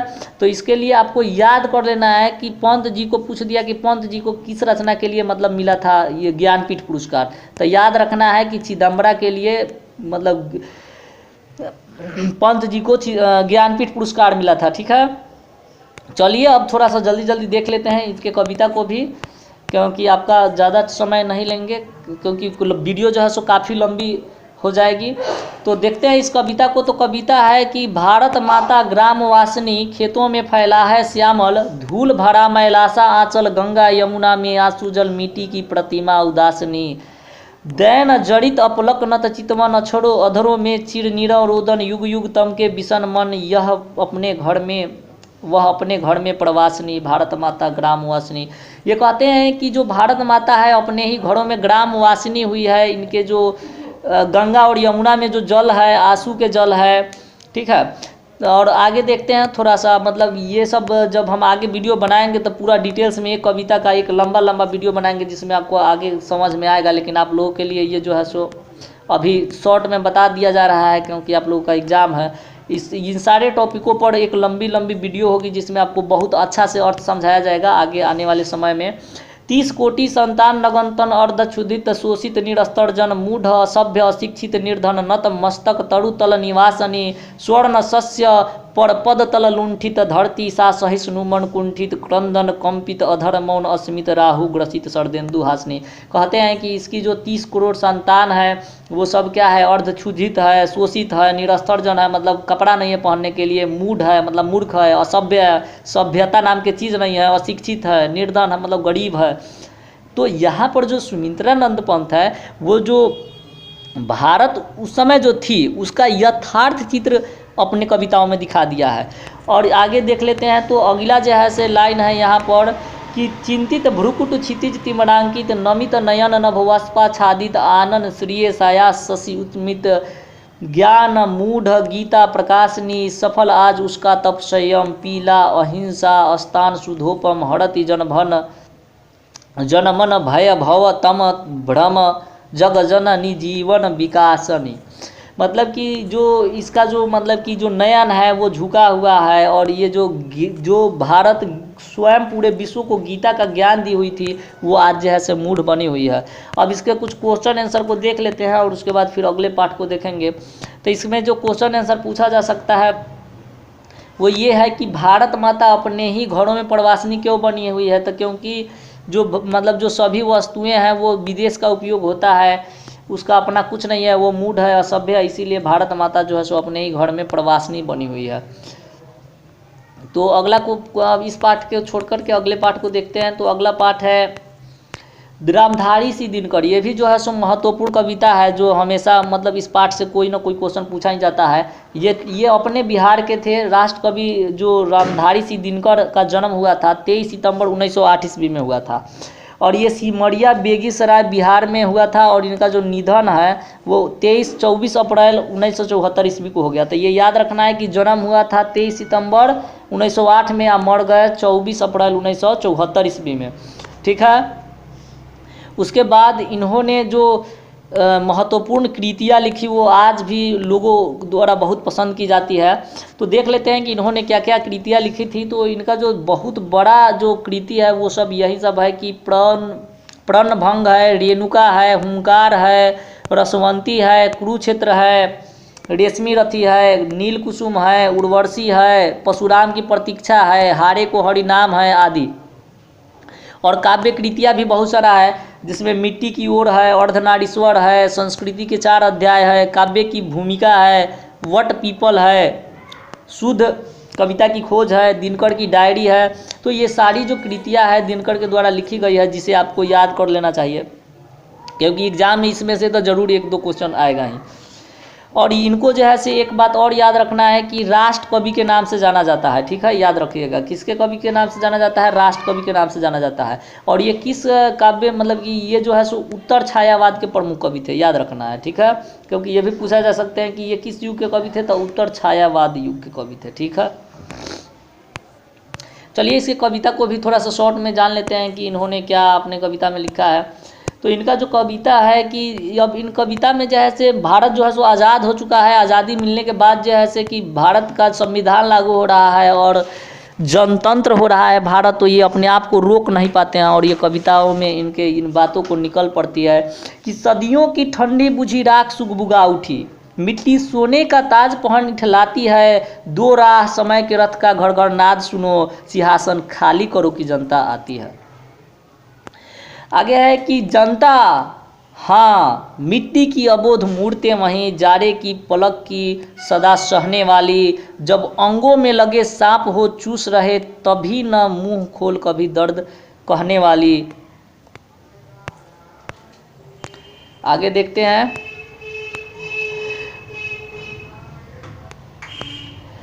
हाँ जनता, हाँ लंबी बड़ी जीभ की वहीं कसक जनता, सचमुच ही बड़ी वेदना सहती है, सो ठीक मगर आखिर इस पर जनता क्या जनमत क्या है प्रश्नगूढ़। जनता इस पर क्या कहती है, मानो जनता हो फूल जिसे एहसास नहीं, जब चाहो तभी तोड़ सजा लो दानों में, अथवा कोई दूध मुही जिसे बहलाने के जंतर मंत्र सीमित हो चार खिलौनों में। लेकिन होता भूडोल बवंडर उठते हैं जनता, जब कोपाकुल हो भ्रुकुटी चढ़ाती है, दो राह समय के रथ का घर घर नाद सुनो, सिंहासन खाली करो की जनता आती है। हुंकारों से महलों की नवी उखड़ जाती है, सांसों के बल से ताज में हवा उड़ता है, जनता की रोके राह समय में ताव कहाँ, वह जिधर चाहती काल उधर ही मुड़ता है, अब्दों शताब्दियों सहस्त्र अब्दों का अंधकार, बीता गवाछ अंबर के दहके जाते हैं, यह और नहीं कोई जनता के स्वप्न अजय, चीरते तिमिर का वक्ष उमड़ते आते हैं, सबसे विराट जनतंत्र जगत का आ पहुँचा, 33 कोटि हित सिंहासन तैयार करो, अभिषेक आज राजा का नहीं प्रजा का है, 33 कोटि जनता के सिर पर मुकुट धरो। आरती लिए तू किसे ढूंढता है मूर्ख, मंदिरों में राजप्रसादों में तहखानों में, देवता कहीं सड़कों पर गिट्टी तोड़ रहे, देवता मिलेंगे खेतों में खलिहानों में। इन लाइनों को आपको जान लेना बहुत ज़रूरी है, क्योंकि कभी कभी लाइन भी दे देगा और पूछेगा कि ये किस पार्ट से लाइन लिया गया है। जैसे पूछ दिया कि फवारे और हल राजदंड बनने को है, धूसरता सोने से श्रृंगार सजाती है, दो राह समय के रथ का घर घर नाद सुनो, सिंहासन खाली करो की जनता आती है। तो इसमें लिख देंगे कि रामधारी सिंह दिनकर के जनतंत्र के जन्म पाठ से लिया गया है। तो इसके प्रश्न उत्तर को देख लेते हैं। ये पोएम बहुत बड़ा है, तो आगे आने वाले वीडियो में हम इसके अर्थ को देखेंगे, तब तक इसको संक्षिप्त में जान रहे हैं। तो इस पाठ से जो क्वेश्चन है जो हमेशा पूछा जाता है वो ये है कि कवि की दृष्टि में भारत के रथ का घर घर नाद क्या है। तो ये क्वेश्चन याद करके जाइएगा।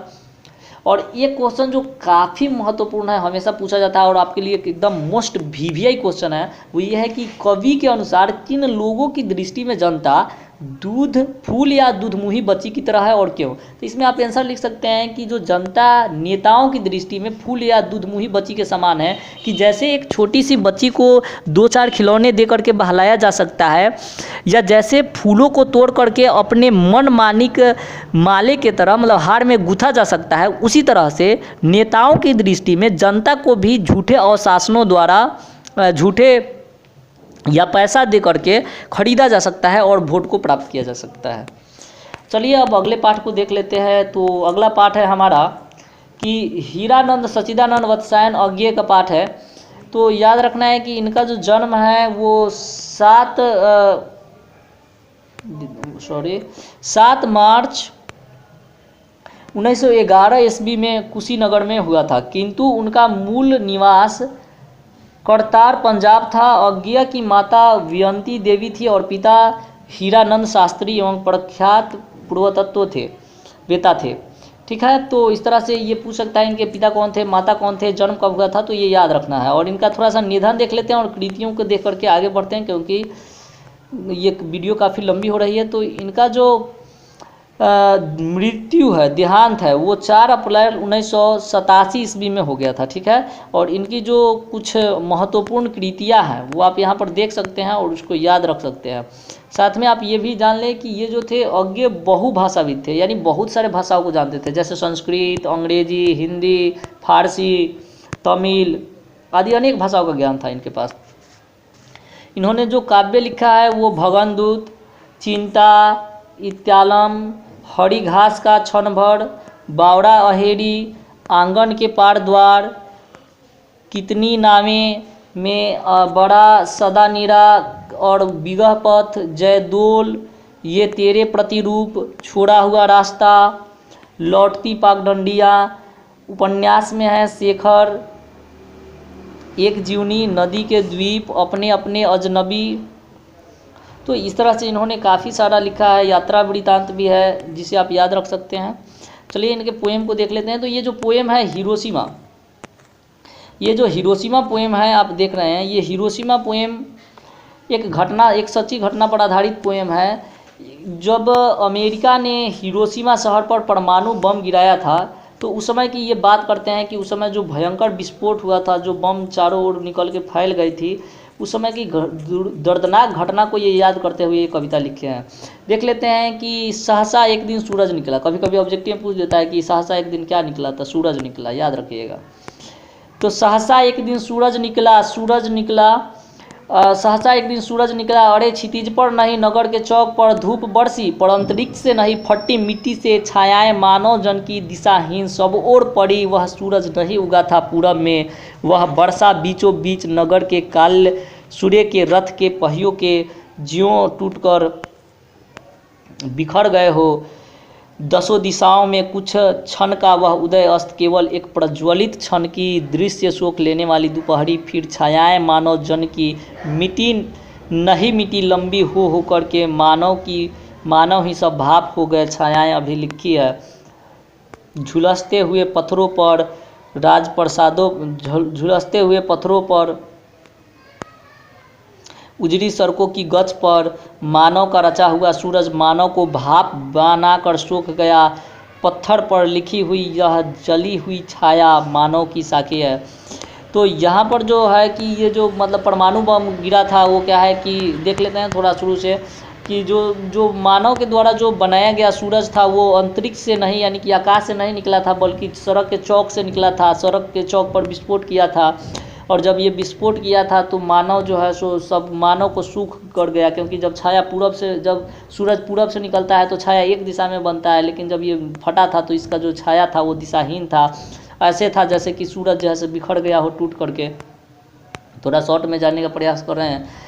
और ये जो है सो सबको मानव को मतलब भाप बना करके सूख गया। और जो है सो ये जो मनुष्य ने मनुष्य के प्रति जो दुर्घात किया वो क्या है, जो सूरज रचा था वो क्या है, अभी तक मतलब छायाएं लिखी है, मतलब वो साखी है मानव के, ये मतलब कि गंदी हरकत को दिखाती है कि कैसे मानव ने ही मानव को बर्बाद कर दिया।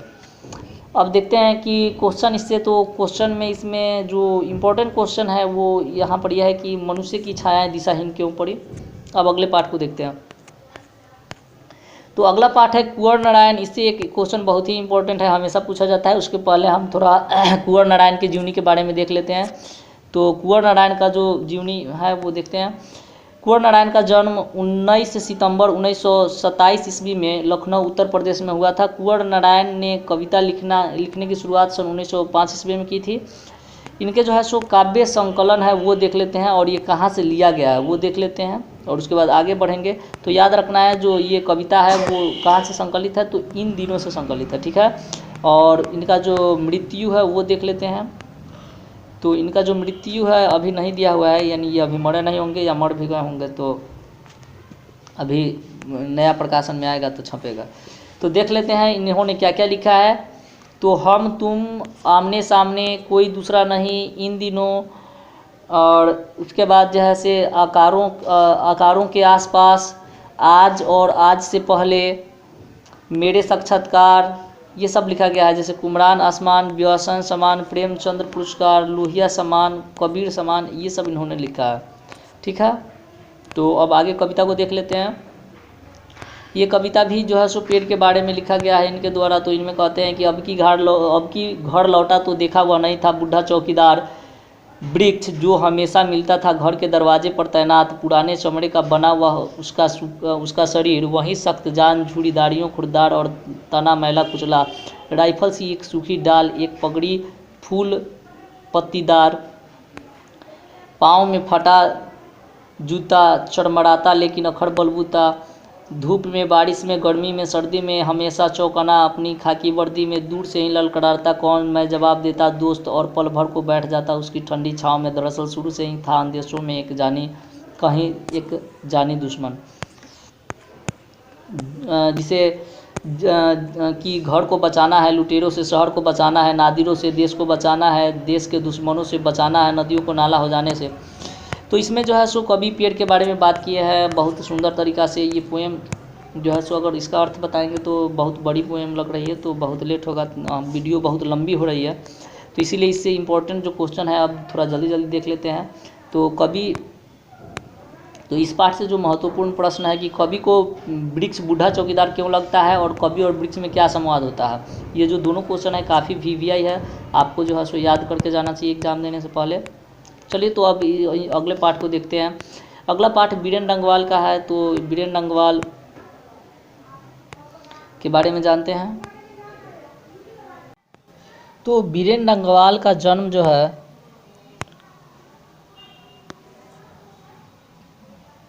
5 अगस्त 1947 ईस्वी में टिहरा गढ़वाल उत्तरांचल में हुआ था, तो याद रखना है आपको।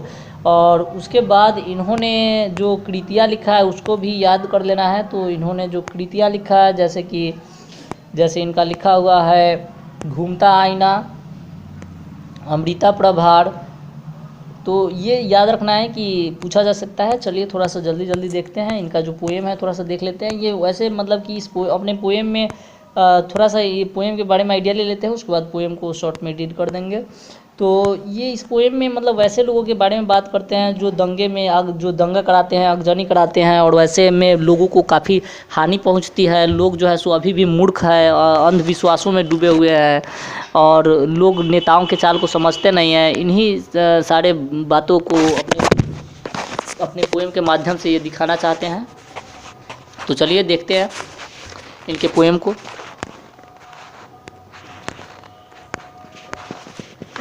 तो इनके पोएम में है कि मेरी नींद के दौरान कुछ इंच बढ़ गए पेड़, कुछ सूत पौधे, अंकुर ने अपने नाम मात्र कोमल सींगों से धकेलना शुरू की, बीज के फूलों को हुई छत से भीतर से। आगे है कि एक मक्खी का जीवन क्रम पूरा हुआ, कई शिशु पैदा हुए और उनमें से कई तो मारे भी गए। दंगे, आगजनी और बमबारी में गरीब बस्तियों में भी धमाके से हुआ देवी जागरण लाउड स्पीकर पर, यानी साधनों तो सभी जुटा लिए हैं अत्याचारियों ने, मगर जीवन हठीला फिर भी बढ़ता ही जाता है आगे हमारी नींद के बावजूद। और लोग भी हैं, कई लोग हैं अभी भी जो भूले नहीं करना साफ और मजबूत इनकार। ठीक है, तो ये सारे पोएम को हम मतलब एक वीडियो में एक पोएम को डिस्कस करेंगे बहुत अच्छे तरीके से। अभी तो आपका एग्ज़ाम कल देने जा रहे हैं, तो इसमें से जो VVI क्वेश्चन है वो आपको बता देते हैं, उसको ही याद करके जाइए।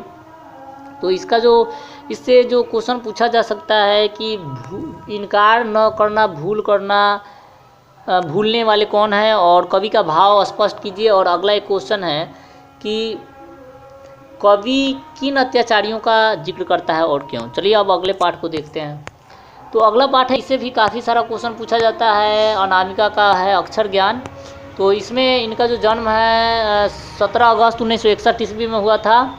और इनकी मुख्य कृतियों को देख लेते हैं। तो इनका जो मुख्य कृतियाँ है, इन्होंने बहुत सारे आलोचनाएँ भी लिखा है। ये BHU JNU से पढ़ी हुई थी, MA किए हुए थे, PhD भी की हुई थी, ये मतलब दिल्ली विश्वविद्यालय से। तो यहाँ पर जो है सो इनकी जो कुछ फेमस है वो है कहती है औरतें, अनुष्टुप, और कुछ है पोस्ट एलियट पोएट्री, स्त्रीत्व का मानचित्र। तो कुछ इनकी कृतियाँ हैं जो याद रखना है। ये अपने बेटे को जब अक्षर सिखाती रहती है, अक्षर का ज्ञान देती रहती है, तो इनको लगता है कि जो पूरा सृष्टि का ज्ञान है वो प्रथम अक्षर में ही है। और इसमें कुछ देख लेते हैं एक बार पोएम को, नहीं होता है तो जल्दी। तो इसमें जो क्वेश्चन है, वो जो पोएम है वो है कि चौखटे में नहीं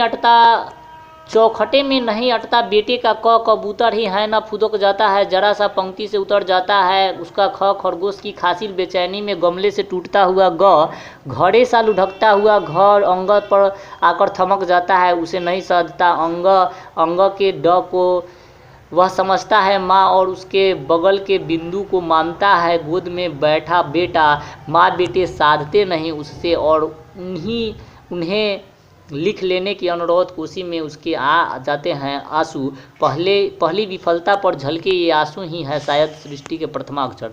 तो इसमें से जो ज़्यादातर क्वेश्चन पूछा जाता है वो ये पूछा जाता है कि बेटे के आंख से आंसू कब आ जाते हैं? तो लिखेंगे कि प्रथम अक्षर सीखते हुए जब बेटा अंग लिखने का प्रयास करता है तो वो नहीं लिख पाता है, अंग के ड को माँ और उसके गोदी में बैठा बेटा मानकर भी नहीं लिख पाता है तो उसके आंखों से आंसू आ जाते हैं। ये क्वेश्चन आगे मिलेगा। चलिए क्वेश्चन को देख लेते हैं।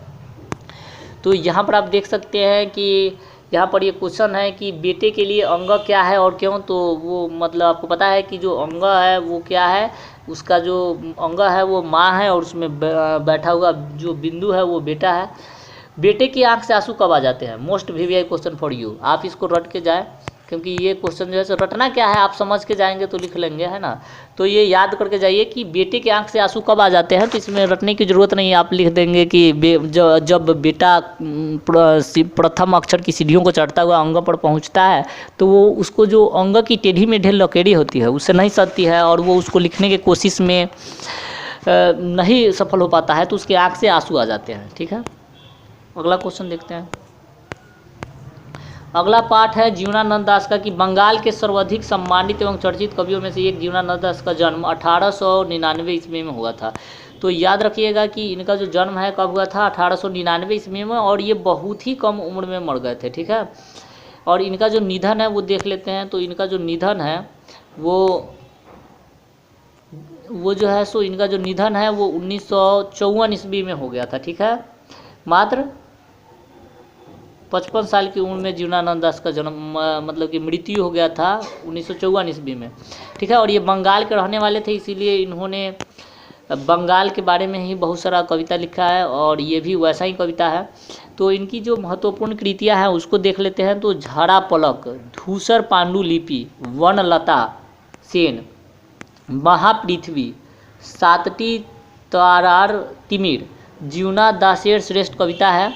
ठीक है, तो और इनके बारे में और कुछ देख लेते हैं। और तो चलिए अब इसके पोएम को देखते हैं। तो इसका पोएम है कि इसका पोएम कुछ खास नहीं है, बहुत सिंपल भाषा में आपको समझ में आ जाएगा कि ये जो है सो मतलब फिर से दोबारा जब करें कि मैं मर जाऊंगा तो जब मैं दोबारा जन्म लूँगा तो वो बंगाल में ही लूँगा।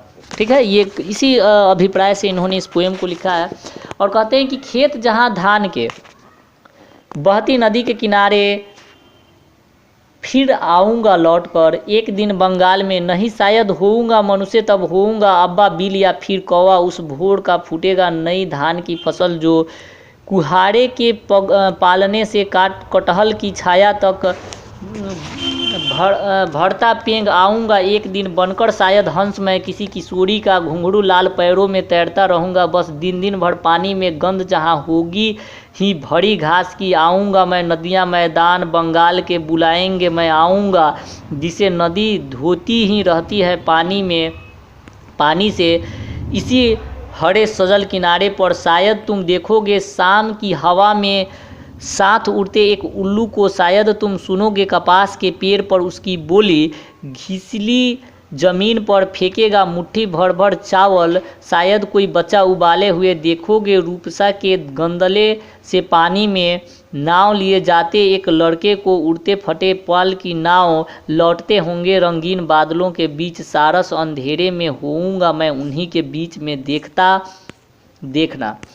ठीक है, तो इसमें जो कवि है जीवनानंद दास वो बंगाल में आने की बात करते हैं। वो कहते हैं कि मैं बंगाल में फिर से लौट कर आऊँगा क्योंकि यहाँ की जो नदियाँ हैं जो नदियाँ हैं इसके पैर को धोती है, यहाँ धान के खेत होते हैं। वो अनुमान लगाते हैं कि अगर मैं मनुष्य नहीं बनूँगा तो मैं पक्षी बनूँगा, कोई भी पक्षी बनूँगा, अब्बा बिल बनूँगा और मैं आऊँगा घूमूँगा, या कौवा बनूँगा और फसलों के ऊपर घूमूँगा, कटहल के पेड़ पर कौवा बनूँगा तो कटहल के पेड़ पर जाऊँगा और कटहल खाऊँगा, या शायद हंस बनूँगा तो दिन भर जो पानी में है तैरता रहूँगा घास के मैदान में, या फिर कहते हैं कि यदि हो सकता है कि मैं हंस भी नहीं बनूं तो मैं उल्लू बनूंगा और मैं कपास के पेड़ पर बोलूँगा, सुनोगे आप। तो एक क्वेश्चन इससे पूछा जाता है ऑब्जेक्टिव में कि उल्लू कहाँ बोलता है, तो याद रखिएगा उल्लू कहाँ बोलता है तो कपास के पेड़ पर।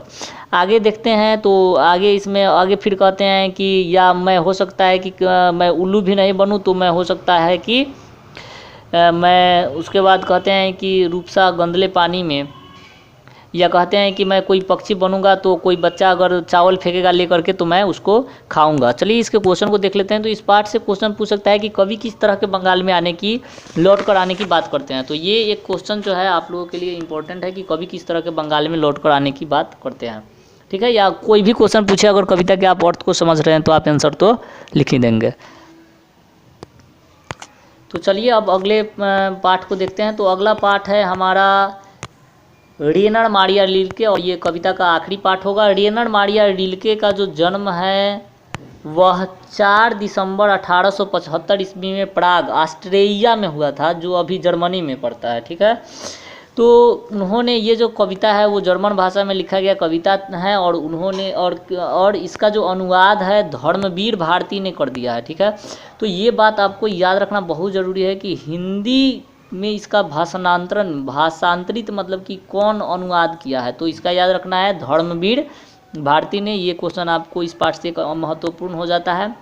और फिर इनके जो कृतियाँ हैं उसको देख लेते हैं। तो life and song, Lawrence sacrifice, advent, ये जो है सो इनकी महत्वपूर्ण कृतियाँ है। और इनका जो निधन हुआ था वो कब हुआ था वो भी याद कर लेना है आपको, कि इनका जो निधन है 29 दिसंबर 1926 ईस्वी में हुआ था। ठीक है, तो इस तरह से जो पोएम है ये भी अब समाप्त होने वाला है। चलिए अब अगले लास्ट पोएम को देख लेते हैं।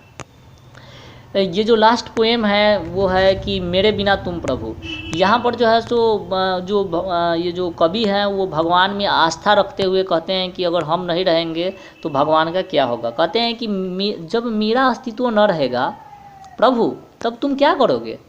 जब मैं तुम्हारा जल पात्र टूटकर बिखर जाऊंगा, जब मैं तुम्हारी मदिरा सूख जाऊंगा या स्वादहीन हो जाऊंगा, मैं तुम्हारा बेस हूँ, मैं तुम्हारी वृत्ति हूँ, मुझे खोकर तुम अपना अर्थ खो बैठोगे। अगले अब लाइन को देखते हैं। आगे कहते हैं कि मेरे बिना तुम गृहहीन निर्वसित हो जाओगे, मैं तुम्हारी पादुका हूँ, मेरे बिना तुम्हारे चरणों में छाले पड़ जाएंगे, वे भटकेंगे लहूलुहान, तुम्हारा संदार लब्धा गिर जाएगा, तुम्हारी कृपा दृष्टि जो कभी मेरे कपालों की नम्र शय पर विश्राम करती थी, निराश होकर वह सुख जाएगी, निराश होकर के सुख खोजेगी जो मैं उसे देता था।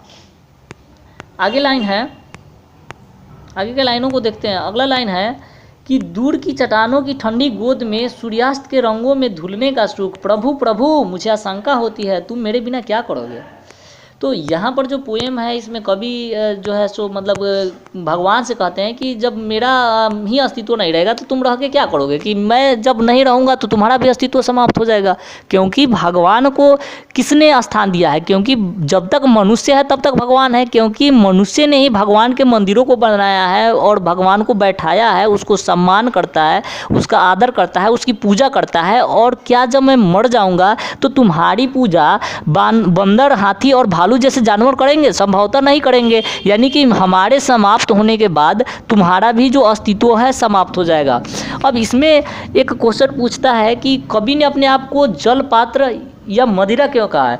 तो इसमें आगे क्वेश्चन के आंसर में ही देख लेंगे इसको। चलिए तो क्वेश्चन के आंसर में ही देख लेते हैं। तो इसमें क्वेश्चन है कि कवि अपने आप को जल पात्र या मदिरा क्यों कहा है। तो याद रखना है कि कवि अपने आप को जल पात्र या मदिरा कहता है। जैसे जल पात्र क्या करता है कि पानी को बनाए रखता है, पानी को संजोए रखता है। जैसे ही जल पात्र टूट गया पानी बिखर जाएगा। उसी तरह से जैसे ही मनुष्य मर जाएगा, जिसका मनुष्य का अस्तित्व समाप्त हो जाएगा, तो जो पानी बिखर जाता है घड़ा टूटने पर, वैसे ही जो प्रभु है, इनके भगवान है, वो भी बिखर जाएंगे मनुष्य के अस्तित्व के समाप्त होने पर। अतः कवि अपने आप को जलपात्र कहता है। और मदिरा में नशा होता है, मदिरा को पीने के बाद जो व्यक्ति रहता है वो अपने आप में भुलाया रहता है। उसी तरह से कवि का मानना है कि जो लोग हैं वो भी व्यक्ति में, जो भगवान है वो लोगों में, व्यक्तियों में भुलाए रहते हैं, उनके दुख दर्द और सुख को देखते रहते हैं, उसमें भुलाए रहते हैं, इसीलिए वो मदिरा है कवि के अनुसार प्रभु के लिए। ठीक है, आगे क्वेश्चन को देखते हैं। तो अगला क्वेश्चन है कि संदार लब्धा किसका गिर जाएगा और क्यों। तो याद रखना है ये क्वेश्चन भी इंपॉर्टेंट है। संदार लब्धा किसका गिर जाएगा, तो संदार लब्धा प्रभु का यानी भगवान का गिर जाएगा। और क्यों गिर जाएगा, क्योंकि जब मनुष्य नहीं रहेगा तो उसका कोई पूजा नहीं करेगा। ठीक है, तो इस तरह से यहाँ पर जो है सो कविता भी आपका समाप्त हो गया। और अब हम व्याकरण खंड से कुछ महत्वपूर्ण विषयों को, टॉपिकों को चर्चा कर लेते हैं और उसके बाद इस वीडियो को हम समाप्त करेंगे।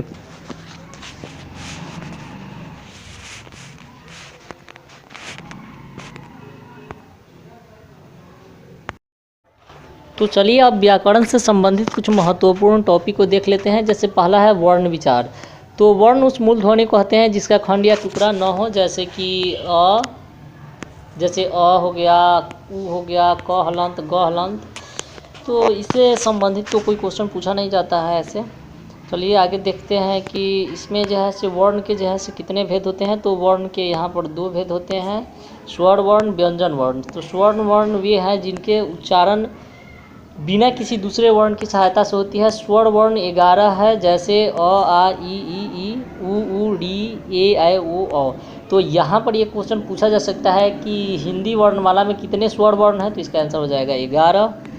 आगे अब स्वर वर्ण भी 2 प्रकार के होते हैं, एक होता है ह्रस्व स्वर और एक होता है दीर्घ स्वर।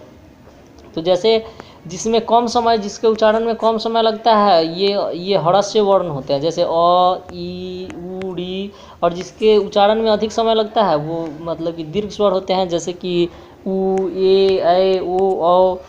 अब देखते हैं आगे व्यंजन वर्ण को। तो जिन वर्णों की मतलब व्यंजन वर्ण में होगा कि उन वर्णों को कहते हैं जिनका उच्चारण स्वर वर्ण की सहायता से होता है। इनकी संख्या 33 होती है। तो ये एक चीज़ याद रखने वाला है, पूछ देगा कि मतलब कि हिंदी वर्णमाला में व्यंजन वर्णों की संख्या कितना होता है, तो 31 होता है। अगर पूछ दिया कि हिंदी वर्णमाला में कुल वर्णों की संख्या कितना होता है, तो एक यहाँ पर 33 और उधर था 11, जोड़ दिए तो ये हो जाएगा आंसर 44।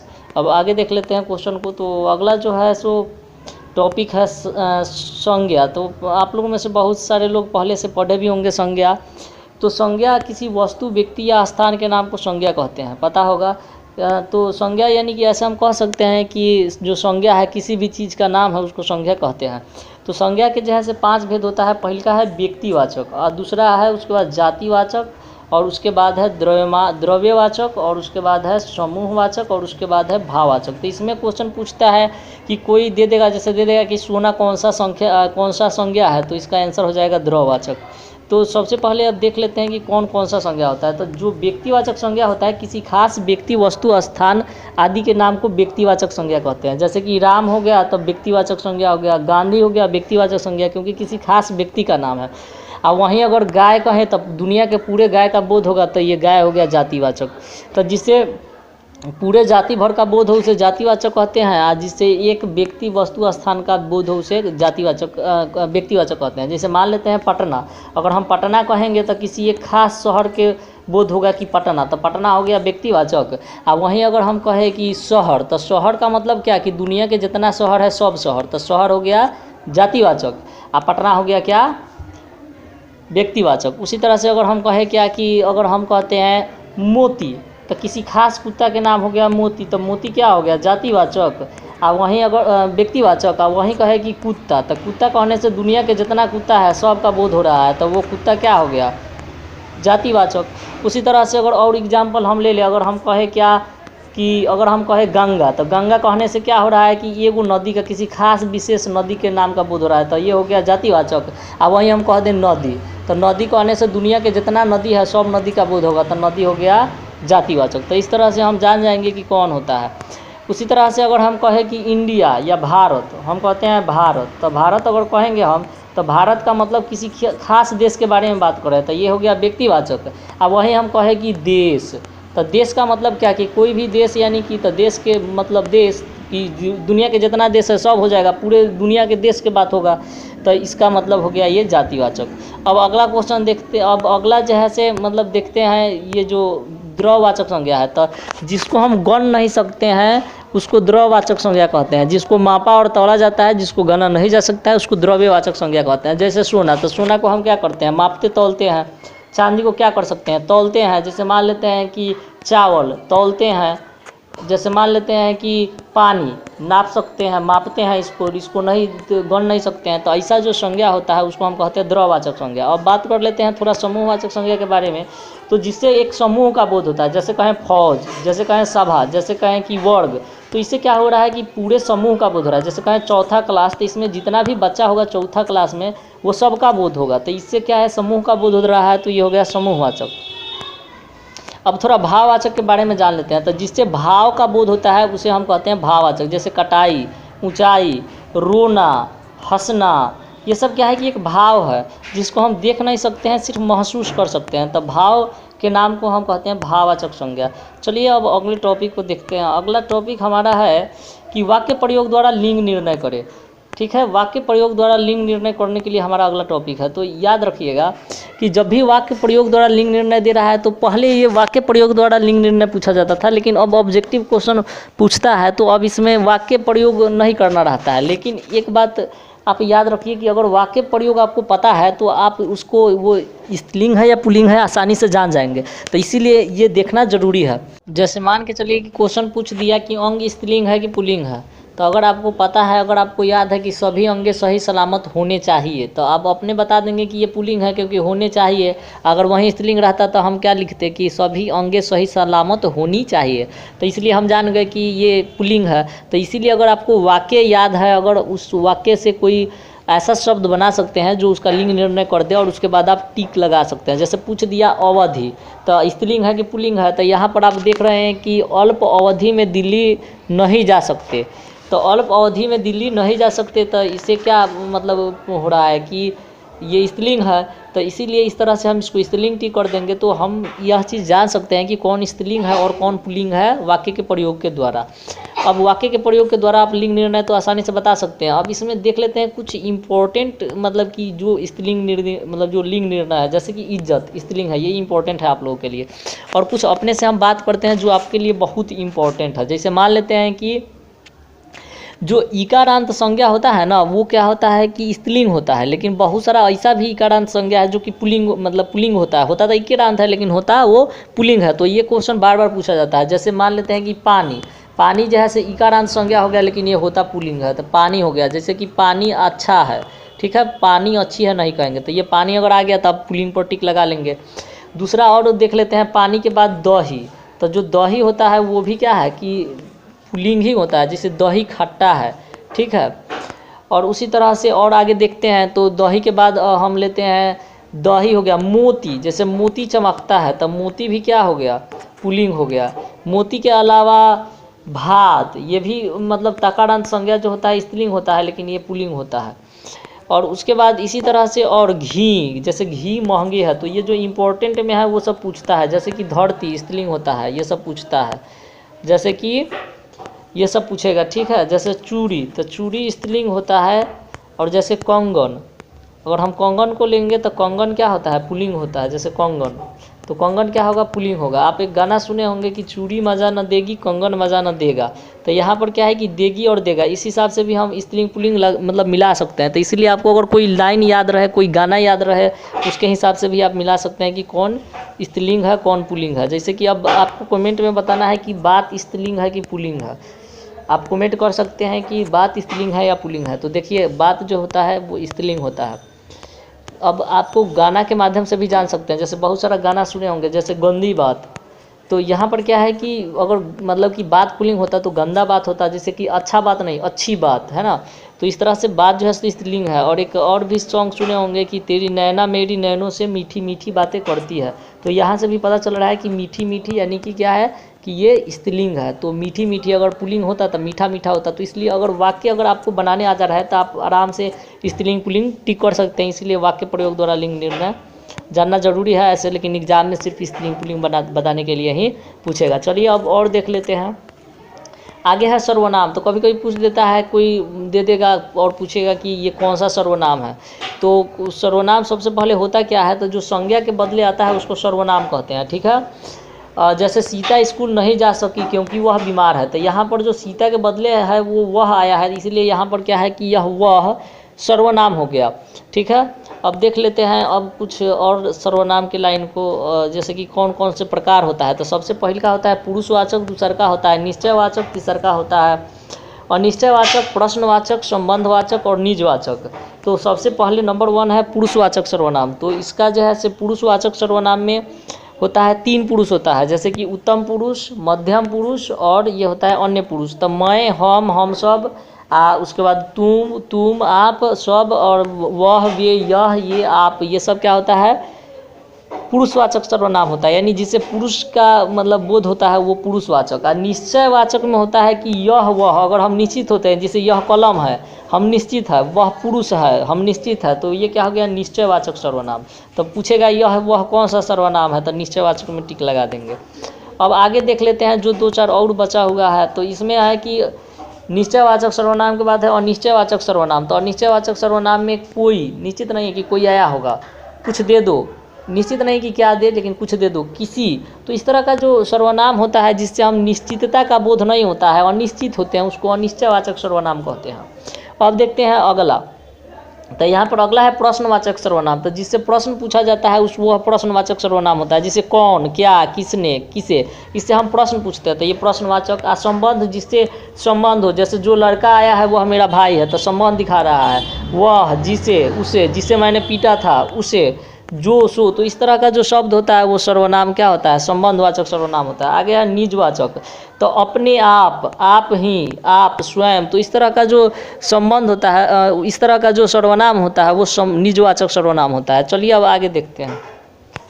तो हमारा जो अगला टॉपिक है वो समास है, ठीक है। तो समास क्या होता है कि जब समास का अर्थ होता है संक्षेपण या सम्मेल, यानी कि जब 2 या 2 से अधिक पद मिल करके एक हो जाते हैं तो उसको हम समास कहते हैं। जैसे राजपुत्र यानी राजा का पुत्र। तो यहाँ पर राजा पुत्र, राज का पुत्र, यहाँ पर राजा का पुत्र, यहाँ पर 2 शब्द है, दोनों शब्द मिल के एक शब्द हो गया है राजपुत्र। तो इसीलिए ये क्या हो गया, समास हो गया। यहाँ पर जो विभक्ति चिन्ह है का, उसका लोप हो गया है। पद, अब समास में भी 2 तरह के पद होते हैं, एक होते हैं समस्त पद और एक होता है विग्रह। तो जब 2 या 2 से जो पद मिल करके बनते हैं, जो नया पद बनते हैं वो समस्त पद होता है, और जो मतलब कि ये होता है वो विग्रह होता है। तो अब यहाँ पर जैसे कि राजा का पुत्र जो है सो जो बन के आया वो समस्त पद राजपुत्र हो गया, और ये जो है से राजपुत्र का यह विग्रह हो जाएगा राजा का पुत्र। अब इसमें भी 2 चीज़ होता है, एक जो राजा का पुत्र, यहाँ पर 2 शब्द है, एक है राजा और एक है पुत्र। यहाँ पर जो 2 शब्द है, एक राजा है और एक पुत्र है, तो इसमें राजा को कहते हैं हम पूर्व पद और इसको कहते हैं उत्तर पद। इसमें भी 2 चीज़ होता है, ठीक है। चलिए अब समास के जो है से भेद को देखते हैं। तो समास के जो है से यहाँ पर 7 भेद होता है। अव्ययी भाव समास, तत्पुरुष समास, क्रमधारय समास, द्वंद्व समास, द्विगु समास, बहुब्रीहि समास, नय समास। और हम चलिए अब कुछ ट्रिक देखते हैं कि कैसे आप बता सकते हैं कि कौन जो है सो अव्ययी भाव समास है और कौन तत्पुरुष है, कौन द्वंद्व है, कैसे पहचानेंगे। तो चलिए पहचानने के लिए कुछ ट्रिक नियम देख लेते हैं। तो सबसे पहले है अव्ययी भाव समास। तो जिसका पूर्व पद अव्यय होता है वो अव्ययी भाव समास होता है, ठीक है। या जिसका पूर्व पद प्रधान हो, इसे भी कह सकते हैं कि जिसका पहला पद प्रधान हो उसे अव्ययी भाव समास कहते हैं। जैसे यथाशक्ति, शक्ति के अनुसार, पेट भर कर, भर पेट, ठीक बीच में, बीचों बीच, दिन दिन, प्रतिदिन। तो इस तरह से जो जैसे पूछ दिया कि प्रतिदिन का विग्रह क्या होगा, तो दिन दिन, इसको विग्रह कहते हैं। जैसे पूछ दिया कि भर पेट क्या है, तो इसका मतलब है पेट भर कर। यथाशक्ति, तो इसका मतलब है शक्ति के अनुसार, तो ये विग्रह हो गया। आप पूछ दिया कि यथाशक्ति में कौन सा समास है, तो लिख देंगे अव्ययी भाव समास। तो अव्ययी भाव समास जानने के लिए याद रखिएगा इसका पहिलका पद प्रधान रहेगा। जैसे भर पेट, तो यहाँ पर जो पहिलका पद है भर पेट जो है वो प्रधान है, ठीक है।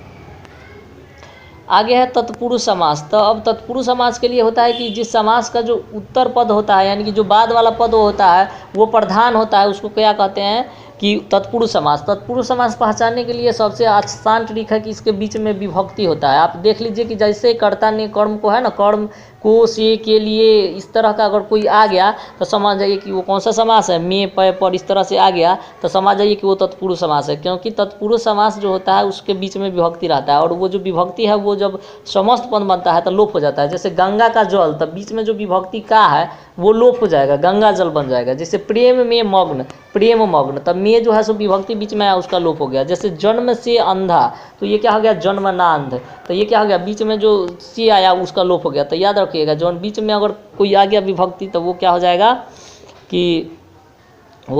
कि तत्पुरुष समास हो जाएगा। चिड़िया को मारने वाला, यहाँ पर को विभक्ति आ गया, यहाँ पर लोप हो गया विभक्ति, चिड़ी मार। युद्ध के लिए भूमि, युद्ध भूमि। तो इस तरह से ये कौन सा समास हो गया, सब तत्पुरुष समास हो गया। अब कर्मधारय के लिए देखते हैं। तो कर्मधारय का फॉर्मूला होता है उपमा उपमेयश्च या विशेषण विशेषणाश्च, यानी कि जिससे क्या है कि विशेषण विशेष्य हो या उपमा उपमेय हो, वो क्या होता है कि कर्मधारय समास होता है। जैसे पुरुषों में उत्तम, तो यहाँ पर भी दो शब्द है, एक है पुरुषों में उत्तम। तो यहाँ पर जो पहिलका है पुरुषों में उत्तम, वो क्या है कि यहाँ पर जो उत्तम है वो विशेषता है, किसका विशेषता है, पुरुष का। तब जब विशेषता आ गया तो ये पुरुषोत्तम। जैसे कमल के समान नयन, तो यहाँ पर क्या है कि उपमा उपमेय हो गया, यानी कि कैसन नयन, तो कमल के समान नयन। जब भी तुलना हो, आप सिंपल याद रखिए कि जब विशेषण विशेषता किसी का बताया जाए तो वो हो गया कर्मधारय, या यदि अगर तुलना भी किया जाए तो भी हो गया कर्मधारय। तो जैसे यहाँ पर महापुरुष, पुरुषोत्तम, महापुरुष, महात्मा, विशेषता बताया जा रहा है, कैसन आत्मा, तो महान आत्मा। और उसी तरह से कमल नयनम, तो कमल नयनम में क्या होगा कि कैसन नयन, तो कमल के जैसन नयन, तुलना हो रहा है। जैसे चंद्रमा के समान मुख, चंद्रमुख, कैसन मुख, चंद्रमा के समान मुख, तुलना हो रहा है। नरों में सिंह के समान, कैसन नर, तो नरसिंह, यानी कि सिंह जैसन नर, तो ये तुलना हो रहा है। तो इस तरह से ये क्या हो गया, कर्मधारय समास। अब अगला देखते हैं, तो आगे है द्वंद्व समास। तो द्वंद्व समास में आपको याद रखना है कि दोनों जो है से एक साथ आ जाता है। जब दोनों पद प्रधान होता है तो उसको हम कहते हैं द्वंद्व समास। जैसे कि इसके बीच में जानने के लिए सबसे मतलब हल्का ट्रिक याद रखिएगा, बीच में अगर और आ गया, दोनों जब सेम मिल गया तो वो क्या हो गया, द्वंद्व समास। द्वंद्व नामों से पता चल रहा है कि द्वंद्व, दोनों में मतलब झगड़ा होते रहेगा और दोनों सेम टाइप के रहेगा वर्ड। जैसे माता पिता, माता पिता, दाल रोटी, दाल रोटी, इसमें क्या होता है और हटा करके मतलब कि ये जो है सो मतलब कि ये ऐसे एक साथ लिख दिया जाता है। जैसे रात दिन, रात दिन, रात और दिन, रात दिन। जैसे मुख तथा सुख तथा दुख, तो क्या हो गया, सुख दुख। तो इस तरह से ये द्वंद्व समास होता है। और संख्या पूर्व द्विगु, जिसके पहले संख्या आ जाए वो जान जाइए कि द्विगु हो जाएगा। जैसे तीन फलों का समूह, त्रिफला, संख्या आ गया तो द्विगु समास। चौराहा, चार राहों का समूह, द्विगु समास। नवरत्न, नौ रत्नों का समूह, नवरत्न, संख्या आ गया, द्विगु समास। तो जब संख्या आ जाएगा तो वो द्विगु समास हो जाएगा। चलिए अब देख लेते हैं अगले क्वेश्चन को, बहुव्रीहि समास। जब अन्य पद कोई आके प्रधान हो जाएगा, उसका अर्थ कुछ होते रहेगा तो वो बहुव्रीहि समास हो जाएगा। जैसे लंबोदर, तो लंबा है उदर जिसका, तो यहाँ पर क्या है कि लंबा है उदर जिसका, तो ये तो अर्थ हो रहा है कि इसका एक विशेष अर्थ गणेश जी हो जाता है, तो इसीलिए बहुव्रीहि समास। इसी प्रकार है कि नीलकंठ, तो नीला है कंठ जिसका, तो नीलकंठ अर्थात एक विशेष अर्थ आ गया शंकर भगवान, तो हो गया वो बहुव्रीहि समास। चक्रपाणी अर्थात विष्णु भगवान, एक नया अर्थ आ गया तो बहुव्रीहि समास। दशानन, इसमें होना चाहिए द्विगु समास, लेकिन ये होगा क्या, बहुव्रीहि समास, क्योंकि एक नया अर्थ रावण आ गया। दशानन का मतलब होता है 10 आनन वाला, 10 जिसके 10 आनन हो। चलिए अब नए समास को देख लेते हैं। तो नए समास क्या होता है कि नए समास में होता है कि जिसमें क्या हो कि जिससे नौ का बोध हो। जैसे अनजान, नौजान, अज्ञानी, नौज्ञानी। तो इस तरह से जिससे क्या हो कि मतलब कि नौ का बोध हो, वो नए समास। नौ तो ऐसे भी हल्का है, नौ मतलब नौ याद रखिएगा, नए समास में नौ का बोध होगा। जैसे अज्ञानी, अनजान, अनपढ़, ठीक है। चलिए अब अगला टॉपिक देखते हैं। तो अगला टॉपिक इसमें अब इतना ही अभी तक हम बता रहे हैं आपको व्याकरण में, क्योंकि बाकी का जो मतलब अनेक शब्दों के लिए एक शब्द होगा, जितना मुहावरा होगा, ये सब तो आपको याद करने वाली चीज़ें हैं। तो आप इसको याद करके आप देख सकते हैं, गेस पेपर या मॉडल पेपर या व्याकरण की किताब से आप क्या कर सकते हैं, आसानी से याद कर सकते हैं। तो उसको याद कर ले। और अब बात आता है वर्णिका भाग 2 का। तो वर्णिका भाग 2 के लिए जो वीडियो है इस चैनल पर बहुत पहले से उपलब्ध है, अगर आप चाहते हैं तो जाके देख सकते हैं प्लेलिस्ट से। तो मिलेंगे अब अगले के वीडियो में, तब तक के लिए इस वीडियो में इतना ही। Thanks for watching.